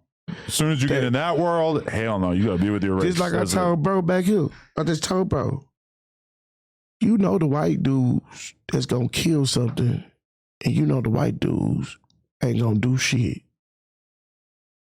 Jin Lee will not make it around some real woods. He's definitely a target. He will not make it around the Aryan Brotherhood in prison. Yeah. He will be like Tory Lane. He would be like Tory Lane. It took them a couple of years to get Tory Lanez. I feel like they're not letting it take a couple of years with Jin Lee. The Aryan Brotherhood is getting Jin Lee real quick. Nah, they gonna probably get his ass when he get in. No, he better keep a goddamn sword up his keister. Bro, let me tell you something. They gonna question, bro. They gonna give bro the benefit of the doubt. That's prison politics. When you go in with your family, they give you the benefits of the doubt until you start living. I know a white dude from San Diego, Snow Rock, who is a Rolling 40s member from out there, white guy. His stories about getting brutalized in prison, I mean, he's a way more low-key white gang member than Jin Lee. So his people was doing it? Yeah, he definitely was getting attacked by white gang members and whatnot. So this is what I'm saying. You dealing with a kid that never been to prison, or even know to understand the politics. I understand. Yeah. See, in prison, that's a fight. Yeah. He dealing with a nigga that listen to that. When I say nigga, that's when I get into my ignorant mode. When I'm blackish, that's when I'm praising God and working. But when I get ignorant, I become a nigga. When I think I can take problems into my own hands. Well, speaking of ignorant, you said that Roy Lee was a pussy and that he should have stayed out of people's business and he wouldn't have got his bitch ass popped. That's like a pretty extreme thing to say about a deceased comedian, right? That nigga wasn't a comedian. You think I'm about to change that shit because I'm up here with you? Well, I'm just wondering. When I see, bro, let me tell you something. Who asked you them questions? Who wrote them questions for you? I got a little bit of help from Remo. The cop.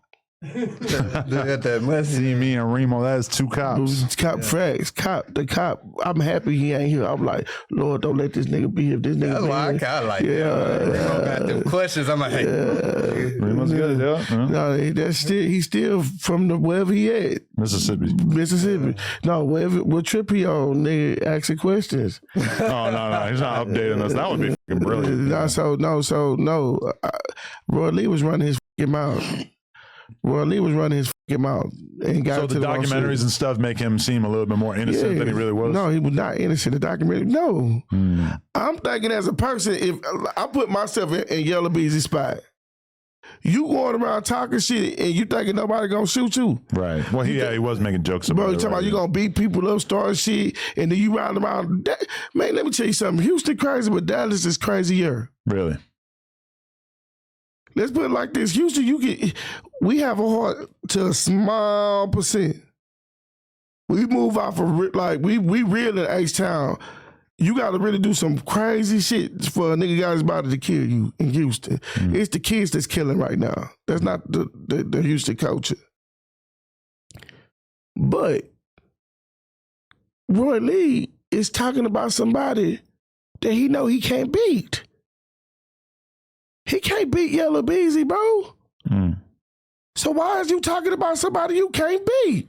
But in a perfect world, the comics of the world can make jokes about everybody, including if those people are tough or have more guns than you. I just found out last week that you can't say shit about certain people because they're going to be in the middle of the mouth trying to spit on you and shit.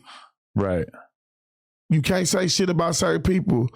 I learned a lesson that day, too, to tread lightly on certain people. Well, really, you got lucky that Jin Lee wasn't in the mood to get to spraying. What other question you got? I mean, real talk, though, like, why is the Roy Lee thing a bad idea? Which, by the way, is kind of weird. They have the same last name in this example, but... it is crazy. Yeah, it's kind of weird. Hopefully history doesn't repeat itself. But I don't have... Bro, to the law enforcement community, I don't have nothing to do with nothing to deal with that young ass dude. I'm just gonna go to work, take care of my kids, and just on my wife like she's the only one I love the most. I mean, even if you want to be able to make jokes about people, you should know what you're doing before you start cracking jokes about people that you know are capable of really getting it cracking. Bro, stop trying to make Ginn Lee I'm not saying that. I'm saying Yellow saying Beezy apparently could get shit cracking. But the media is making Ginn Lee like he's the great white hope. Like he took down, bro, especially weak ass niggas in my city, Houston. I'm disappointed with half of you motherfuckers. Really? Man, I ain't even gonna get that other nigga no, bro. All ass. But yeah. Houston, why you went through that mall and messed with that boy? You think I woke up on a Tuesday morning, go leave an office, get my uniforms, to be on site the next day to go fight a white boy? That fucked me up that people thinking, he's living for clout. No, the fuck I'm not. I'm 39. This is a coincidence. You happen to see each other? Big coincidence. I was leaving out the barbershop, bro. Oh, okay. Leaving out the barbershop, he mugging. Bro, man, look. If the bitch say I'm lying, he's a fake. He gonna have a heart attack. So look, this is what I'm gonna say, right? This is what we can use. Let me use one of those blunts, right? Look. You could smoke that too, by the way. Look, we're good. Look. Cali, we different from Texas, but you shouldn't smoke. You're gonna stop talking so much. Man, look. This is me. This is Jin Lee. Okay, we're in the mall. I'm leaving out the barbershop. Me and Jin Lee lock eye contact right here. And we kept our eyes on each other the whole time. So he say, so when he get to the stairs, he say, you FDA, bitch. I turn around and I smile at him. You ain't talking about nothing. Try to walk away. You tried. I tried to walk away. Mm. Hand in the back. Yeah, that's like I thought, nigga.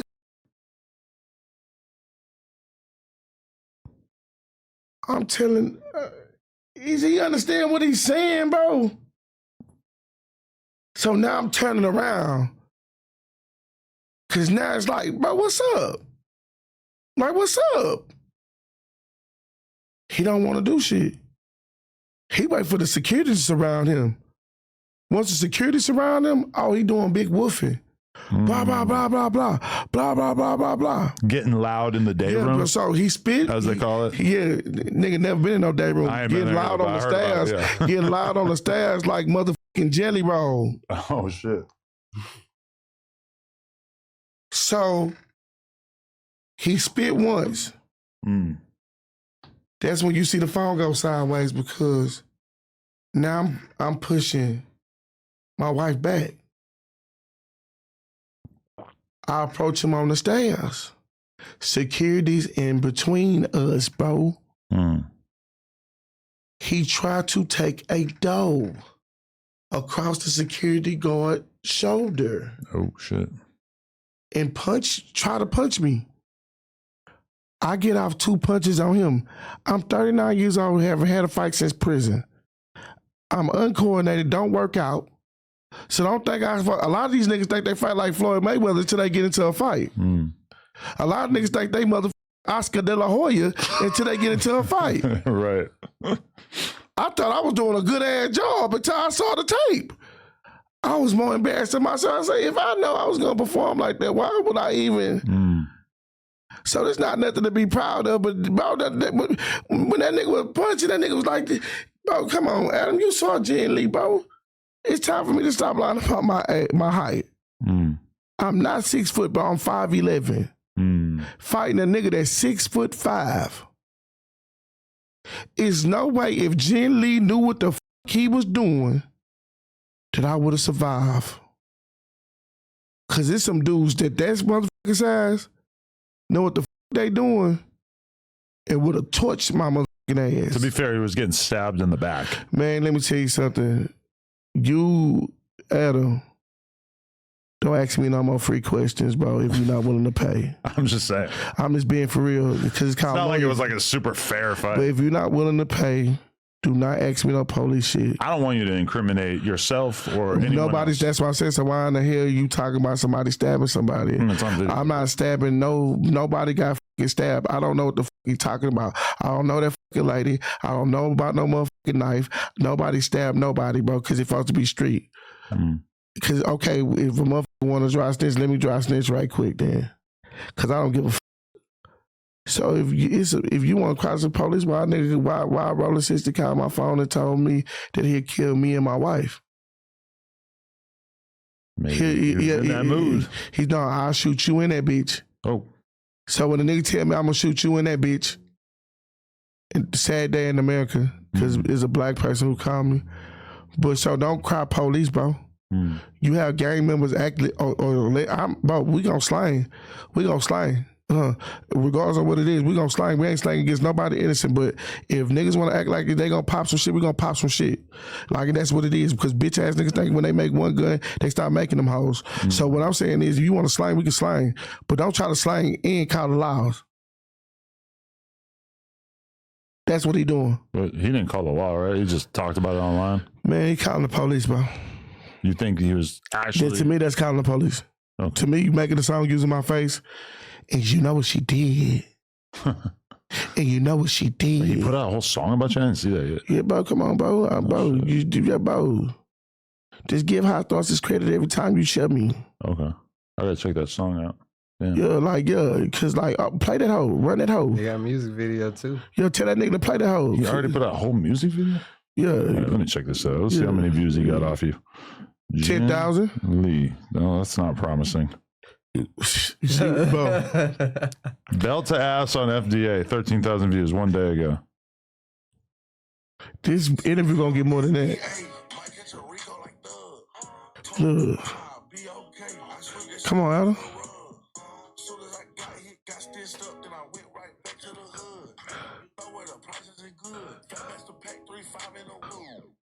2 minutes.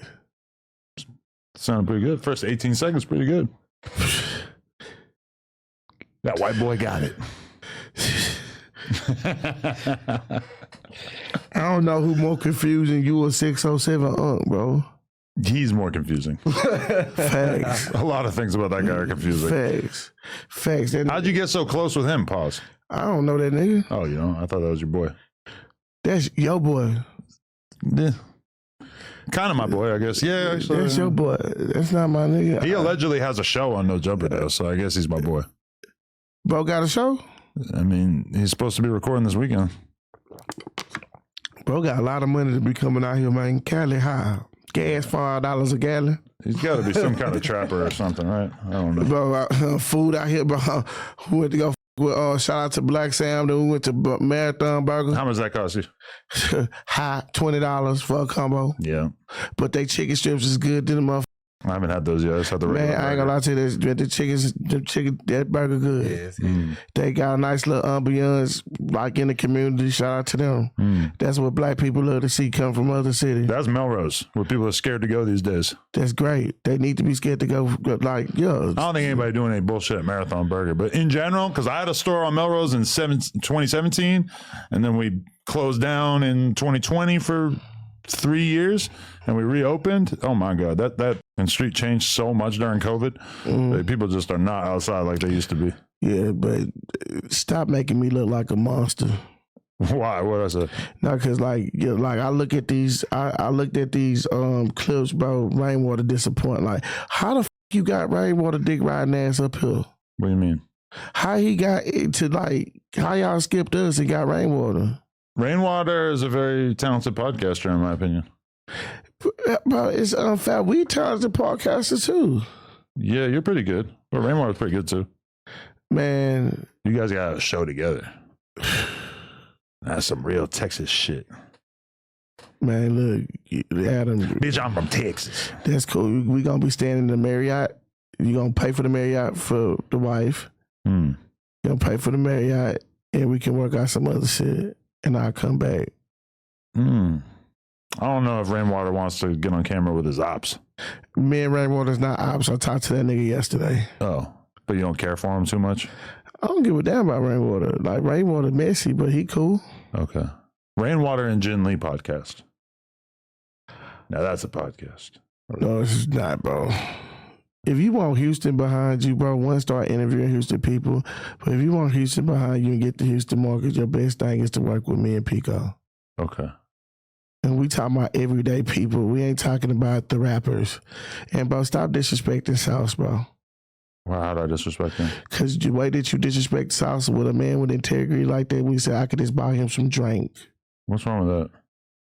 He ain't no addict. So the entirety of the history of Texas hip hop celebrates lean.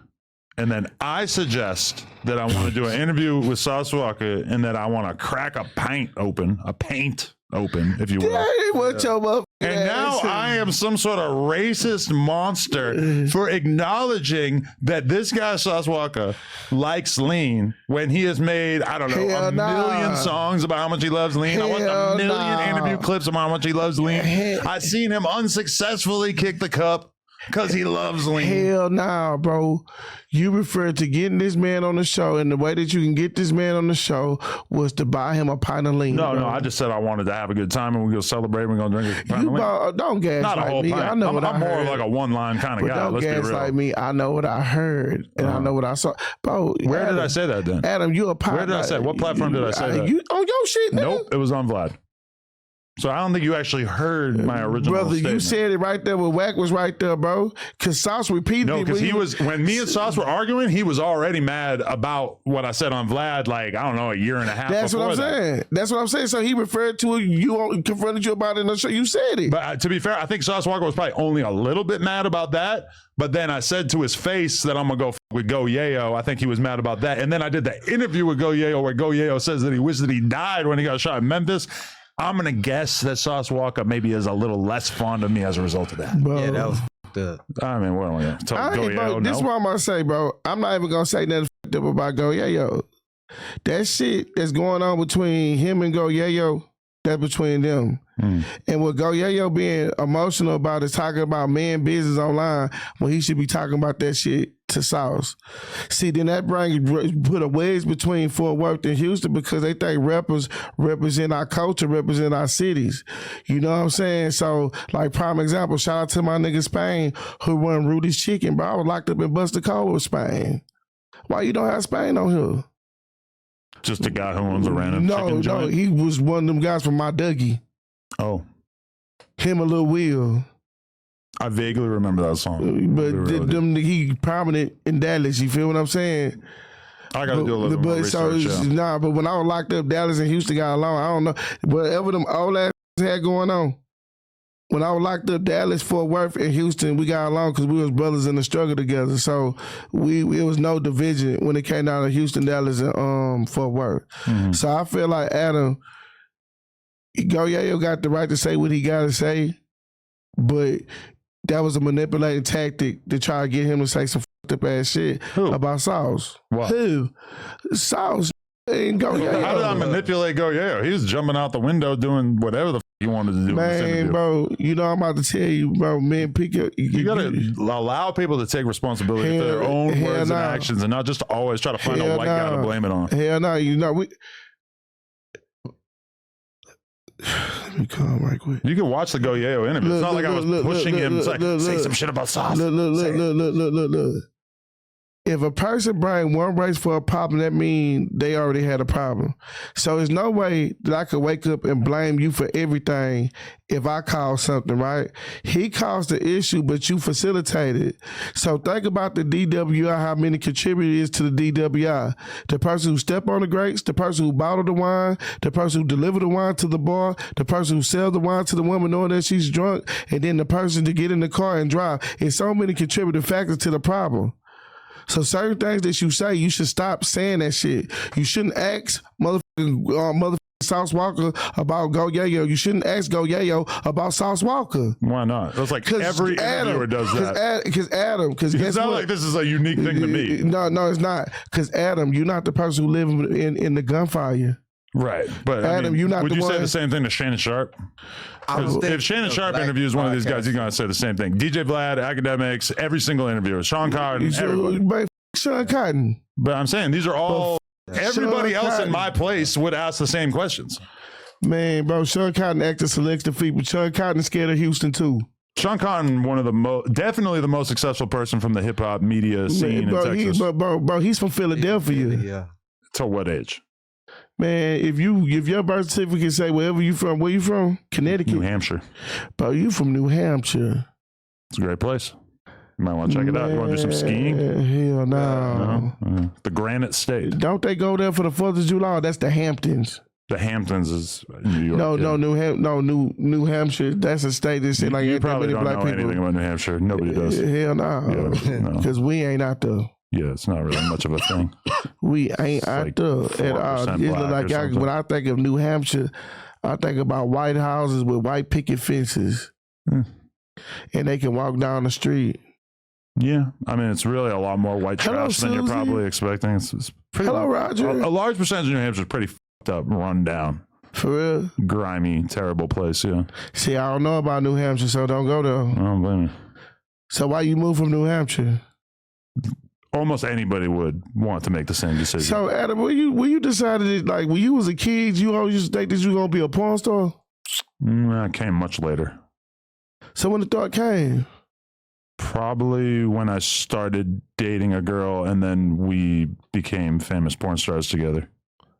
Well, really, she became one kind of beforehand. So like you telling me if I lose all my morals, I can be rich like you? If your moral code includes not doing porn, then sure, I guess. Man, don't even talk about this spicy shit with me. I'm never doing porn. You hear me? Yeah, there's probably not a lot of demand for you to do porn. I'm happy. Yeah. I'm happy. I'm just saying, yeah. I'm happy that it's not like they don't want to see a fat nigga. You know what I'm talking about? You'd have to lose weight.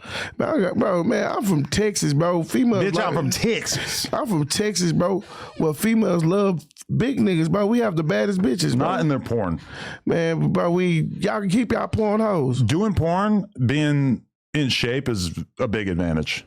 Man, because, man, look, Nobody wants to see like a big chunky man thigh when they're trying to look at a pussy. I'm not in that world, bro, so... Yeah, you better stay out of it. I will. Don't worry. I will. Anyway, New Hampshire's a great place. Texas, kind of fucked up, but also a nice place. Yeah. It's not Houston, Texas. I went to a wedding in Dallas maybe a year ago. You go everywhere but Houston. Yeah, what's going on in Houston right now? Everything. It's jumping. Yeah? It's definitely jumping. I'll go out there. I don't care. Disco just opened a store out there. Saw that. I almost went out there. I ain't gonna lie to you, bro. I ain't gonna lie to you, bro. My bro got a problem with you, bro. Who's that? Urban politician. Who's that? Big Ant. Bro. Big Ant. He got a problem with you, bro. Big Ant? Yes, that's the next person you should have a controversial conversation with. Let's do it. Who the fuck is he, though? Man, please got him He got like 500K. I'm supposed to look urban politician? TV. Politicians TV, man. Shout out Big Ant. Shout out White TV, man. Yeah. Did he ever smoke crack or not? Yeah, my bro, big bro, he would, bro, yeah. Ask him that. I will. Yeah. He looks like he might have smoked a little crack. I'm not gonna lie. Bro, all right. Yeah, bro, yeah. He's young enough. He's probably doing modern drugs. But then he does have a lit I channel, do yeah. no type of motherfucking drug. Let me tell you Yeah, something. he gonna for sure respond to you. Yeah. That's good. Here's your content. Urban politician TV. Okay. Yeah. I'm gonna save a video. I'm gonna watch something. Yeah, man. My bro Wait, is got that my name right there? Do I just see my name? Yep. Adam22 reacts to Crips pulling up to no jumper 40 deep. 176K. You're welcome. That guy just made a lot more money off that altercation than me. So good for him. Why didn't y'all let them niggas in with that cake, man? And then you had bro on the They weren't podcast. folks. That was Lush. He was wilding out. What do you say? So you telling me them came up to sell us some crack up here? Cause you got the dope fiends. Not specifically, but could that be the root of the relationship between Lush and Travis Ford? I don't know. Maybe. I mean, does Travis Ford sell? I don't think Lush does crack though. He took a drug test right in front of us. Man, that nigga had fake pee. Yeah, that's probably a possibility. You gotta do, bro. You gotta. Remember in The Wire? Yeah. They had baby pee. Yeah. but that nigga Lush is out do a hair follicle. Cause Lush is either on some Ozempics or No, he on buzz balls. buzz balls and crack cocaine. Yeah, probably a little bit of both. Dope fiend. Nah, but I can't say he's doing crack because he did the drug test. Man, we podcasted. We watched this shit for years. We watched bros lose weight dramatically. Honestly, if he actually smuggled in a bag of pee so that he could fake the drug test, kudos to you. My hat is off to you. Bro, That's impressive. bro, you probably had bro geeking in the house like he ain't probably smoked crack for 4 days. You know, cocaine don't stay in your system for like 48 That's what days. I'm saying. Meth only lasts in your system for like 3 days. Yeah, that's what I'm saying. So he came up here, waited a little 3 days. Bro hitting the blast bowl right now as we speak. You think? Hell, Shit. I'm going to tell him that. yeah, straight out, bro. I ain't losing to 2 white boys. You know what I'm saying? So, hey. But I mean, if you said like, Lush, I need to fight you, he'd be like, all right, bet. You could tell him whatever. He would like, in his head, he can't turn down a fight. Because he knows that he wants the respect of the black community, and he knows that the black community respects a fade. So anybody who wants a fade with him, Bro, what? Lush is a fade waiting to happen. Bro, who the told you the black community respect that? You're seriously going to argue that? Man, we don't, bro. Man, look, you know how many black people call the laws on somebody? Oh, well, there's certainly some snitches. Yeah. They ain't no motherfucking snitches. They doing it the legal way. So what I'm telling you, that nigga ain't impressing black people. Well, he's trying at least. He is pressing the dope fiends at the corner store. He the nigga, the bum that y'all got on Skid Row, he impressing them with the squabble because he ain't whooping shit. Yeah, he has lost a lot of his recent fades. Bro got his, y'all out here whooping that nigga ass in the whoop ass alley. Y'all whooping that nigga ass in He said he's that going to alley. go to Vegas and fight Sharp. My nigga Sharp gonna whoop his ass. Sharp's a real pimp. That nigga Sharp might as well be from Texas. Why y'all, nigga, we take him. Yeah, you would. We take him. Y'all love a trafficker. Bro, what type of trafficker, man? Adults. My nigga, dog. Why you sparing rumors on my bro, man? It's a fact. He got arrested for it. Niggas do shit in the past, bro. That don't mean bro like that, no? Well, yeah, but he's still doing it from what I could tell. We f***ing with Sharp. Why you fire Sharp, man? He a bitch. Damn. Like that, bro? Like that. Just like that. Said it with my chest. Belt to ass. Bro, what Sharp did to get called a bitch? Just being a bitch, acting like a bitch, behaving like a bitch, smelling like a bitch. We should probably bleep because I said it so many times in a row. But okay, wait. I want to ask you about this. Why did you cry because of Charleston White? Charleston White made you cry?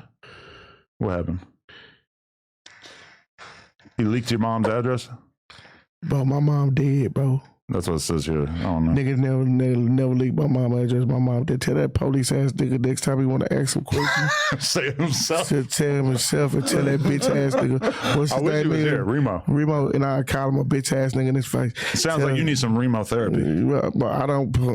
Where's the wire? I'm gonna throw some water on that nigga's shirt to see if that hoe spark. He'll probably pull out and pop your ass. Man, he pull out. Believe me, if he pull out and pop me, I'm gonna sue you. Your family's gonna have to sue. But they gonna sue you. Right. You're gonna be in the box. No, I'm about Adam. Remo's first box. Adam, that we know of. Adam. Let me tell you something, right? You know when somebody's a security specialist, right? Mm-hmm. You can't get a jump on somebody because Secret Service be here 2 weeks before the president come. I don't think you're that kind of security, right? Hey, look. Also, like real security probably shouldn't be smoking weed on camera, right? This is CBD. THCA. Yeah. Fake. That's for healing purposes. That's some good shit, though. Yeah. So, you know what I'm saying? So, what I'm saying is... Shout out to base smokes. So, look, what I'm saying is, bro, you got some you were like a sneaky snitch type shit because you asked the snitch questions, but you say, that's why I see why they call you and Vlad snitches, bro. Who's they? A bunch of random bums. Listen, here's the thing. You call my people bums, the niggas that support you? Anybody who's going to call me or Vlad a snitch for operating a legal business in which we do interviews with people. After that Fed case, y'all look like the CIA where they had Pablo Escobar on the roof. But what about that case? What about that case was our fault? Bro, because you had niggas out here talking about active crimes? No, they were talking about crimes in the past, not active. But if it's not no consequence, it's active, bro. It allows out, if it ain't no law consequence that happen, every crime is active, bro. The thing that I think you're missing is how flabbergasted I was by some of the stuff that Loose Cannon said to me on camera. So you didn't know about that shit? Hell no. Even the idea that Big U is involved in any kind of crime, total news to me. Loose Cannon's sitting here talking about Big U robbing dispensaries or extorting dispensaries or whatever. And I'm like, he's committing crimes? Like, I thought he was a community organizer. Bro, 600 did. 600, and bro, I'm going to say it, 600 and whack told on, bro. Well, they publicized the fact that there was an investigation before. That's telling, bro. That's not nobody else's business, bro. But they were going to already get arrested either way. But that's let the people do the job. See, they were just doing information warfare on somebody that considered their enemy. You ain't no cop, Jay Reed. You ain't no cop, Jay Reed. You know that movie? What was it again? Into fucking deep. Yeah, everybody keeps mentioning that because the irony of a guy named Jay Reed getting beat up here is kind of bizarre. Bro, man, y'all beat up a pastor. Not me. And not a pastor, I don't think. That pastor, bro. I never seen no shit like that. Bro. They took that nigga out all his clothes. I would never be around Loose Cannon, period. If I can't have two that guns, is reasonable, yeah. 2 guns, because soon as Loose Cannon breathe wrong, he going to be pushing Daisy. I wouldn't say that I think Loose Cannon is a very truthful person. Loose Cannon is a very violent person. Yeah. But why do we always see videos of all the violence? But Loose Cannon was wrong for doing it. I'm so happy that I'm here. I know a lot of violent people who would never think of publicizing their violent deeds. Let me tell you something. That's called stolen fear. What is? What he did. Instilling fear. Whatever, man. You acting like you a motherfucker. What this? A thesaurus? A thesaurus. I think you said installing fear. I said instilling fear, but really, I didn't even. I thought you said inshallah fear. I didn't know what you were saying. That's what I'm saying. I read everything, so you better say every word correctly on here. Look, this is what I'm saying. He did that shit, and he shouldn't have did that. So did Charleston White make you cry or no? No. Okay, that's a fact. I lost my voice, bro. Charleston White is what I can say about Charleston White. Even though, a fan? No. Oh. Charleston White he put the spotlight on Texas. So a nigga ain't gonna get on here and talk about Texas people in a negative manner. Okay. So I'm not gonna talk about, even though I don't fucking like Charleston, I'm not gonna disrespect Charleston because Charleston make money and Charleston do got a good purpose in what he trying to do. Charleston have to turn into a nigga before he return into the man that he is.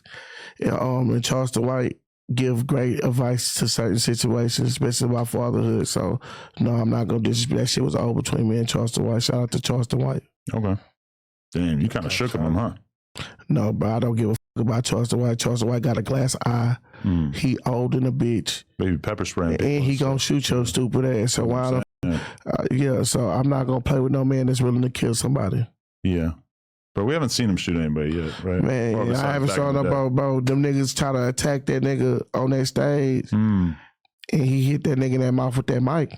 And the flowers too. The flower pot. The flowers, yeah. Then the nigga, bro, that boxer played with him. He popped that nigga top with the pig poker. Right on top of it. Shout out to my nigga Charleston White, because he made that nigga head bleed. Wait, so when you come to LA, do you tap in with any Crips out here? What's the other question, bro? Or any grooves, if you will? No.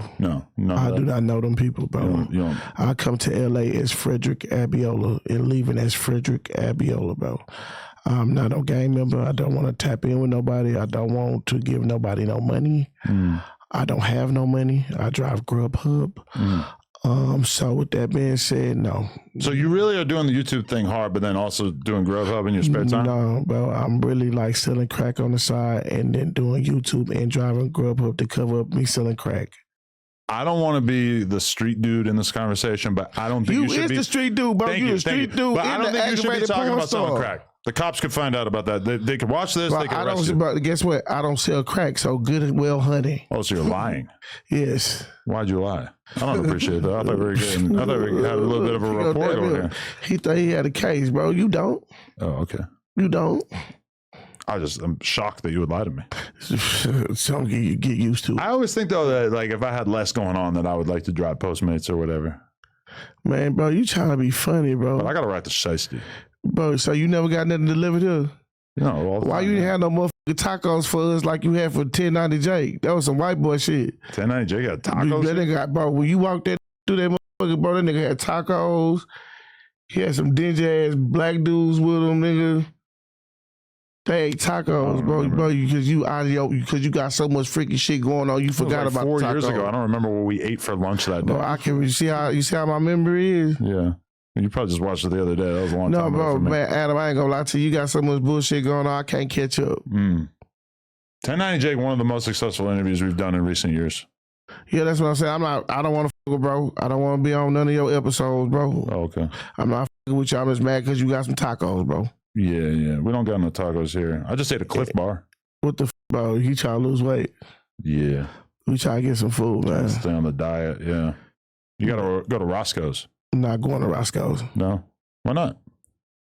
Never would go to Roscoe's. Go to the one in Hollywood. You'd be all right. I'm not going to Roscoe's ever. The PNB Rock thing was in a different Man, let me area. tell you something. That f***ed up my whole Roscoe's experience in L.A. Just knowing that one person got killed there? Yes. It f***ed up for the whole chain. Yeah. I guess I could kind of see that, but really it ain't that big a deal. I mean, I've probably been to Roscoe's like 100 times since I lived out here, so. Man, bro, because you safe, bro. Never seen any death. You safe, bro. You safe. Thank you. We know what happened. You, bro, let me tell you something. I'm a respectful guy.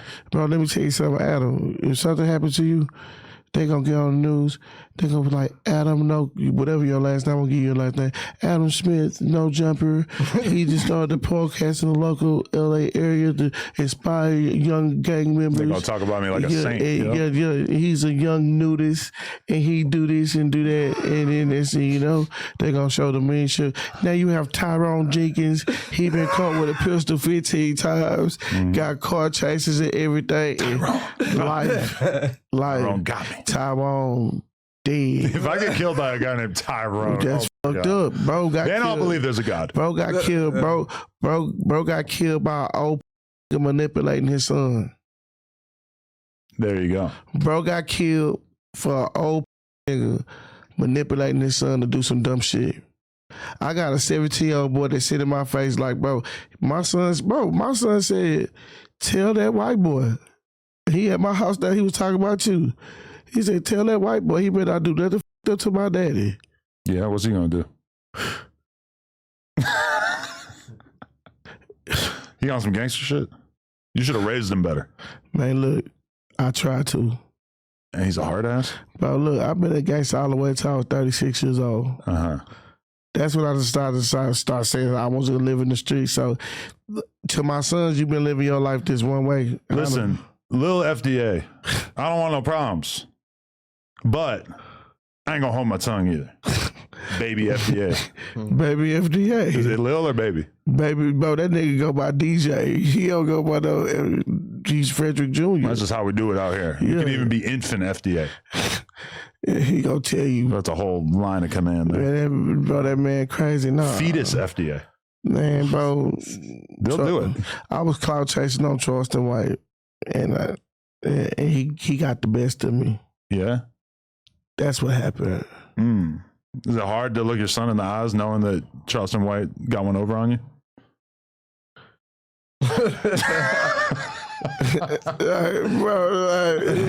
Like, think about that question. What an amazing question. What the fucking answer to that question, bro? Like, that's the, like, what the fucking answer to it? Because I'm trying to, like, don't answer it, Fred. This whole thing's funnier too because I'm wearing a Smashing Pumpkins shirt. It's like very like weird for me to be talking like I'm some street dude or whatever. But man, shit, I saw niggas get killed in the work uniform. What I'm saying is that my sons don't pay attention to that shit. They don't watch YouTube like that? They watch YouTube, but they don't watch old people argue. Oh, okay. 17-year-old people, they not watching, you know, Jumper. They watching Lil Raw. They watching Lil OD Crash, Lil Dumbass. They're watching Kai Cenat and Speed. They call Kai Cenat a fun boy, so. What? Kai Cenat is weird. My you got a girlfriend? Man, please. Puff Daddy had Cassie. Yeah, he was fucking the shit out of her and making. How do you feel about your comrade Puff Daddy? He made her bring the nut to him. Yeah, that's some crazy shit. Yeah, bro, it was sorry to say, I'm happy, Puff Daddy, you need to sit your freaky ass down a little bit. You ain't going with no pussy right now. Don't be in there fucking them boys. I'm into the freaky shit, but not no unconsensual shit. Man, let me tell you something, bro. Adam, I only imagine what white people do behind closed doors, man. Y'all walk around with leather masks and not him. I like him. Yeah, everybody likes him. He's like the safest white boy. He don't got to talk on the mic. I'm not talking about you, bro. Okay, but we talking leather masks. Young Thug just did his first interview out of prison. What's he wearing? A fucking leather mask. In his GQ interview, he's also wearing something that's damn near looks like a dress, the craziest looking outfit you ever seen. He was looking like an ostrich. Yeah. But at the same time, too, he on that same shit y'all on, the Illuminati type shit. Young Thug? You have to, like, people that... I'm leaving the Illuminati if Young Thug is allowed in. I'm sorry, but the Illuminati I was expecting was going to be more selective. If that nigga walking through that motherfucker like he had on a fly-ass fence outfit... Yeah. My nigga. What fencing? Like fencing? Yeah, like the mesh mask. That mask he had on. Yeah. So if he walk in, bro, you know, bro, he not for us no more when you see shit like that. No, he got way more bodies than both of us. Man, that nigga don't got no bodies. Why he was in the courtroom crying? He wasn't crying. Man, that nigga was, bro, if you sit in the court, when I say... passing around perks in there. You talk about passing around perks, bro, he was in that motherfucker trembling. Because he's like, we don't know. He looked pretty cocky to me. But he still didn't win. He got 15 years. He did that shit standing on the I ain't never saw a black person do 15 years of probation. He accepted that. Bro, going back to jail sooner or later. I mean, they're already trying to throw him back in, but... Yeah, because the social media. He's not very good at self-control. Social media. He's a lot like Break Baby. He's getting on social media, bro, and talking about a bitch that want him in jail. I ain't calling you a bitch. I don't know you. Right. I don't want to with you at all. I'm sorry. The woman requests that because she made that nigga buck in that courtroom. What I'm saying, he need to shut up and stop wearing that weak ass shit. Cause the black community in Texas ain't fucking with it. We like, what the fuck wrong, bro? I don't think he wants to be constrained by the opinions of the peanut gallery. What other questions you got, bro? Thoughts on Sauce Walker getting shot in Houston and one of the shooters getting killed in Houston? No, he got shot in Memphis. Remo. I could have self-corrected that as I was reading it, but I don't know Sauce Walker. you don't? And you're standing on business for him that hard? At least I know I'm him. not talking about an active case. Okay. I don't know nothing Why are about these that. killers running from Memphis and going and hiding out in your city? Because Houston friendly. The rappers are friendly. We don't want them out of town people here. If you from out of town and you stay in Houston and you consider trying to stay in Houston, go back home. They fucking up our city, bro. Our city ain't like that. In the last 5 years to 7 years, our city got worse and worse and worse. Memphis bring their problems down there, and now it's that bitch ass shit. I'm not, bro. At the end of the day, I'm not about to say nothing about shit that's. Y'all have the FBI watching y'all shit. This is a fact. They could be, yeah. They got this. So did you? Anybody really can watch it. Did you really go to jail? Me? Did your braids really pick you up, or No. you was clout chaser? No. They talked to my lawyer. Shit, you see what I'm saying? That shit don't go like that with us. Guess what they gonna do? It can. Guess what they gonna do, right? They gonna be like, at 3 o'clock in the morning, you think everything cool. The next thing you know, you gonna hear your windows bust out. Bow! Warrant! To ask me for a cease and desist? Damn, I'm saying Something that doesn't even exist that's what I said. physically in my house? Hey, that's what they do to black people. You hear me? Okay, that's what they did to Brick Baby because they were trying to find drugs and guns in his crib. Why Big Baby just couldn't have his lawyer go talk to him? Because it was a criminal investigation. what For I'm me, saying. they just wanted a copy of a cease and desist. Man, bro, look. I forwarded an email. Bro, Actually, I didn't. I forwarded it to my consider lawyer. yourself as served too. What I'm saying is, bro, when the feds even breathe, bro, it's in consideration, right? And I'm not saying nothing about you because you didn't do shit. Bro, you facilitate. You got a PlayStation outside, got the basketball goal and shit. You give a nigga an opportunity to stream, right? But these guys should not come around if they know they have shit like that going on. If I'm a crook, I'm not gonna come in and with you. I mean, Brick Baby could have easily been a participant in this podcast and not talked about anything involving stuff that he had going on in the streets. That being said, I don't really think Brick ever said anything. What happened to my dog DW Flame, bro? He's still around. I think he's starting his own podcast. Why you ain't gonna bring my bro back up here, man? Y'all don't like, but I don't like the game banging DW Flame. I like the motivational speaker who can get me motherfucking trying to work out DW Flame. Yeah. He does do the motivational speaking. That's what I'm saying. Brother can talk and motivate. You feel me? But That motivates you? Shit, Maybe I need to watch more of that. Yeah, you do. You Might watching. get my ass off the couch. You watching channel 666. I don't even watch any channels per se. Man, you watch apps. Yeah, I watch like Netflix and YouTube pretty much. I should say YouTube. So first. stop acting like you didn't know who the fuck I was, man. Well, there's other people on YouTube. It's not just you. Bro, look. And when did I act like I don't know you? I said yes as soon as you were offered up as a podcast guest. I'm talking about, I can't say nothing to that answer, bro. Yeah. I forget what you went viral for a couple of years ago, though. Mo3, bro. It was always a Mo3 thing? Okay. Yeah, Mo3, bro. Mo3, Charleston White, yeah. Yeah, Texas got a nice little scene turned up. content out there. Yeah. Houston. Yeah. Houston specifically. Houston. Texas got the craziest thing I ever heard of. I never talked about this on here, but we interviewed FBG Murda from Dallas. Yeah. And I was so astonished to realize that he is not from a gang called FBG. He is ops with a gang called FBG, and he named himself FBG to taunt them. I ain't never heard of no shit like that out here. He's 20. He's like a kid, yeah. He's 17. We losing, bro. That's grimy, but you ain't shout out to listening. him, yeah. You don't want to hear that, but I'm gonna tell it. We losing. Well, he's doing pretty good for himself. No, we losing because eventually it's gonna be a jealous other person that I ain't up and up. Y'all, When you know the FBG probably not happy about that. The bigger he gets, the more pissed off they're gonna get. just like belt to ass. And even more confusingly, his FBG that he beefs with has absolutely nothing to do with the FBG from Chicago that is a very famous FBG, or the FBG that Future created. Had Cash up here from FBG. Cash. FBG Cash? Yeah. Back in the day. I think his last interview before he died, yeah. You know who did his last interview before he died? Well, I think it was me, but I don't know. You know who did his last interview before he died? Who? I did. You did, really? Wow. And then when he came to Houston, it was like he was running. It felt like that? Yeah, it was like he was running. But he was with some good people, bro, that I know. So it's like, and then the next week he was dead when he should have stayed in Houston. Good, positive attitude, all that shit. Yeah, he was a cool guy. But guess what he did, bro?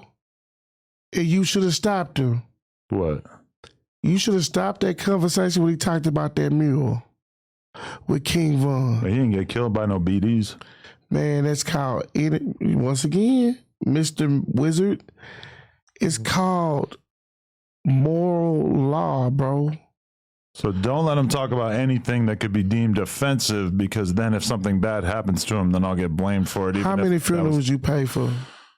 Paid for? And I'm talking about gang members. No, none. How many dudes bonds besides 4 extras have you helped? Throw some people some money here and there, I guess. But I know you helped 4 extra get out of jail because that was white power. They got him out of jail. White power? Yeah. He got a Mexican lawyer. Nah, and behind the Mexican lawyer, it was a white man.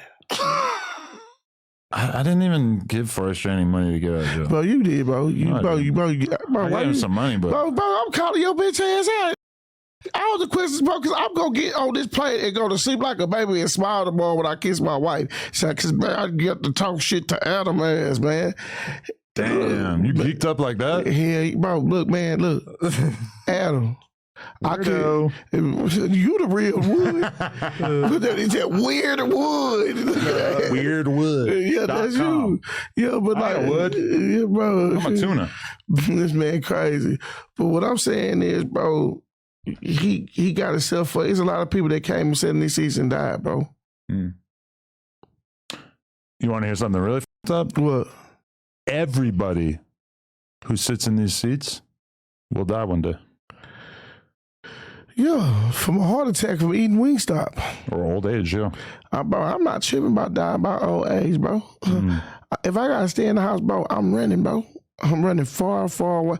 I don't want no power with no gangsters. I'm scary. I'm pussy. Wait, what was that lyric? Die of old age lyrics. This shit crazy. Wait, I'm gonna stay in the house. Never go outside. Wait. No, this is a killer bar from back in the day, but I gotta look through this fucking stupid ass. You know what? I did not tell my wife we saw Chad Ochocinco. Yeah. Going deep. Yeah. Marathon burger. Oh, okay, here we go. Fresh up out the cage, I'm a jack of all trade, and you suckers can't kill me, I'm a die of old age. Who is that? Put your hands on Gucci, then I'm jumping off the stage. Oh, okay. Chopper Turner dreads to a high top fade. Yeah. That's my goat. Guap! Gucci. Do you think he's cloned? Nah. The same Gucci? I think that's settled. No. Yeah. There's no way. That nigga Gucci found the best him. But I do wonder if him and his wife are on Ozempic, because they looking skinny as I ain't saying nothing about Gucci, man, bro. Yeah, I mean, nigga hopefully killer. that isn't considered offensive. Cause Bro, you shouldn't be saying nothing about no Gucci, man, bro. I love Gucci. Yeah. I was in the club with Gucci one time. I ain't never seen Gucci, man, in life. Yeah. You the first close, like, celebrity also. He stays in his own bubble. He ain't on random people and shit. Yeah, That's why I couldn't even believe he was in the parking lot with Boss Man D-Lo doing that freestyle the other day. I'm like, damn, I ain't seen you in a parking lot in a while. I want to be young. I mean, I think he wants to tap in with the young energy. Man, leave the D-Lo. kids alone, bro. Hang with people your age, bro. Go buy some property, flip it. I think he's sick. He's sick of being the label head. Bro, why so? Open up a grocery store, Gucci, man. Open up a chain of grocery stores and get into supply and demand. Stop rapping. Stop giving these kids motherfucking record deals and get them contracts or make them GMs and. But I feel like buying like a Ralph's franchise is not going to really bring in money at the rate that he's used to. Man, please, slow money is big money. You go do one show, it's like a whole year of owning a Ralph's. Man, and he got to pay a lot of taxes, but you have a business, you get tax breaks. Yeah, there's a lot of risks associated with owning any kind of business. But I'd rather own a service business versus a high risk business. You know what somebody told me? What? You know, like the trampoline parks that you bring your kids to and shit? Yeah. Someone said, if you own one of those, 1 out of every 6,000 customers are going to sue you. So why the would you open up a trampoline house? That's exactly what I said. I would 6,000 ain't even that much. You walk in there on a Saturday, there's like 1,000 people in there. Yeah, that's what I said. Who want to get paid? Why you want to go pay and jump your ass on that bed? That's what I'm saying. As soon as I heard that, I'm like, oh man, that just really makes opening any business sound like really not fun. Man, look here, bro. I just want to encourage my people to get out the street and get some money in a legal way. Don't smoke crack. Don't smoke crack. Don't do fentanyl. Don't do coke. Don't drink coffee. Don't drink coffee. Yeah, you know, I know my grandma told me, she say, you know what ruined a white person's day is not having a cup of coffee. That's real. Although I feel like black people drink coffee as well. Bro, my grandma said that shit to me for real because she said she worked with a white lady and the white lady didn't have her cup of coffee, she'll go crazy. Yeah, by about 2-3 p.m. my day is fucked. I need my coffee. I need my coffee. Yeah. No. Do you think ChatGPT has any opinions about black people and coffee? Man, ChatGPT is really crazy. Runs my life. Do black people drink less coffee than whites? I like that I don't have to really write the question in any sort of scientific way at all. On average, black Americans tend to drink less coffee than white Americans. I'd love to know like a percentage. They don't have that type of census, brother. Yeah, why would they have that info? Yeah. They don't have that type of census, bro. Shit crazy. Also, black people suffer from more like hypertension and heart issues, so they probably shouldn't be drinking coffee. So it's not like something we want to encourage black people to do. Yeah, I know. Yeah. But we should encourage black people to eat salads. So, man, look, and just healthy food in general, because it can help your shit. Fried chicken in that bitch. Man, you can't put no fried chicken in there, man. That's how Chick-fil-A doing it already. So you already know. Chick-fil-A salad nasty. They gon' They said, and the meat be hot and the salad is soggy. Nah, hell no. I don't know where you going. The other day, Popeye's in the dark. Nah, you gotta come to Houston and eat some soul food, real deal. Yeah, that sounds good. But I really like Popeye's, and I ate it with the lights off in the car because I was driving on the highway late at night. I feel like you got to see it to really enjoy it. But I don't see how y'all driving up here in Cali because like y'all stay in the hills, bro. It's like all those windy ass roads. I'm glad I don't live on one of them, man. That shit is annoying as. What's that dude name? Act like he was doing fake murders and was in front of your house, and somebody trolled that boy. Do not know. Never heard of him. You know who I'm talking about, bro. What's that boy name? Never heard of him. Nope. Okay. And now that what other question I got for this man, bro? I live 2 hours away. Away from you. Away from the ignorant shit. Yeah. You get to walk down your street barefooted, huh? If I wanted to, sure. If I wanted to get dirty ass feet, sure. That's what I'm saying, bro. You know, that's one thing you don't know about the porn world. Right before I fuck these girls, you know what I tell them? What? Clean your feet. Oh, I thought you were about to say get your feet dirty. No, because they're walking around in here, their feet get all dirty. And then I stick my dick in them, I look down, and I see a dirty ass foot. I'm like, well, that's going to look crazy on the camera. Adam, we got to clean those off, grab a baby wipe, clean the foot. Adam, for the hood, I can't allow for you to talk about what you do sexually because my hood going to be like, why you let that nigga talk like that? Your hood is closed-minded. I'm happy they closed-minded to that. But see, that's why y'all got secret gays. Bro, our gays are out in the open. Bro. And y'all got the ones that sneak and with kids. Jared from Subway, we do have to own that. And Harvey Weinstein. He wasn't kids, he was grown women, but they were teenage girls, bro. Which one of them was flying them schoolgirls out? Hugh Hefner. Oh, Jeffrey Epstein. Why y'all never talk about Hugh Hefner? Was Hugh Hefner? What was he doing? But Hugh Hefner is who inspired Puff Daddy. Probably, yeah. So why he ain't never get no indictment? Why he never got a RICO? Did he do anything illegal? Not that I know of. Yes, he. Thank you for having me on your show. Yeah, I mean, I would like to know if he did, but what I'm saying, bro, sex is sex. Adam, did Hugh Hefner do anything illegal? Okay. I mean, probably some stuff. I think he died before they really got to this point of... Exactly. They might have got him eventually, yeah. I mean, they got Ron Jeremy. Who the is that? Probably the most famous white porn star of all time. They got Oh, boy, you talking about that dude with that long, ugly greasy ass hair? Yeah. I can't believe, bro, was a porn star, bro. Little short, Joe Percy looking ass. He must have looked good at a younger age, though. Nah, bro. No? I ain't up, bro. You know, he invented fucking a girl like this. Bro. That's what they say. So if you, like, so you to make money... And for the love of the game. Bro, so whenever, like, if sex is a job, whenever you have a pleasure for it. That's the crazy thing about it is that, like, you don't drive a truck for a job and then go drive that same truck for fun at night. But I can on camera and have a good time and then go something else that night and do it for fun. Although, to be honest, usually, usually I don't you do should have both in the did same what day. nigga baby said. You should have just had the wedding with no papers. Y'all should you should just got her the dress and the ceremony with no papers, no commitment because we committed. No, bro, y'all committed to winning by any fucking means. That too. By any means, bro. Look, let me tell you something. Cause she looks just as crazy as your ass. She probably they say my wife run me. She run you. Man, we run each other. She's like, now shut your ass up, Adam.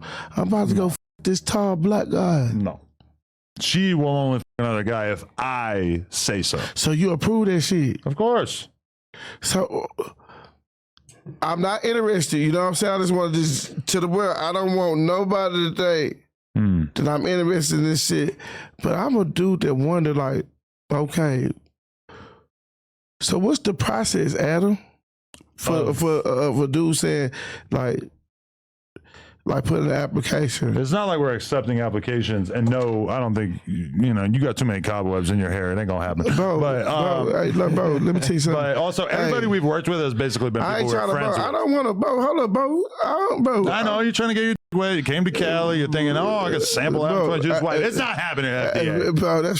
You better go call the FDA. Bro, people just like, man, y'all got some badass females that was choosing in the airport.